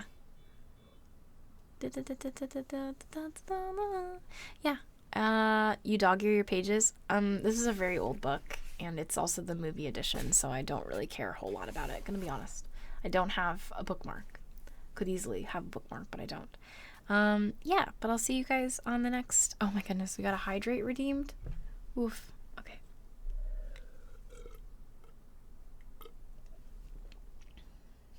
I'm hydrating. Thank you all again. I enjoy doing these a lot. And even though I can't say Greek words or Latin words or read really or speak English, I still enjoy doing it. I get to implement my southern accents, my Jersey accents, my light women accents. That sort of voice that's kind of mysterious. And I get to hiss too because there's a lot of demons and shit in this story. So, thank you. Do you read them every day? I do not. I read on my stream days, which is Tuesday, Friday, and Sundays. But Tuesdays and Fridays are at 3 p.m. Pacific time. So, yeah. All right. Cool. Thank you guys so much. I will see you on Tuesday if you want to join in. I'm sure that some of you probably have schoolwork to do, so maybe that stream will also be good background noise. All right. Goodbye, everybody. Take care. Goodbye.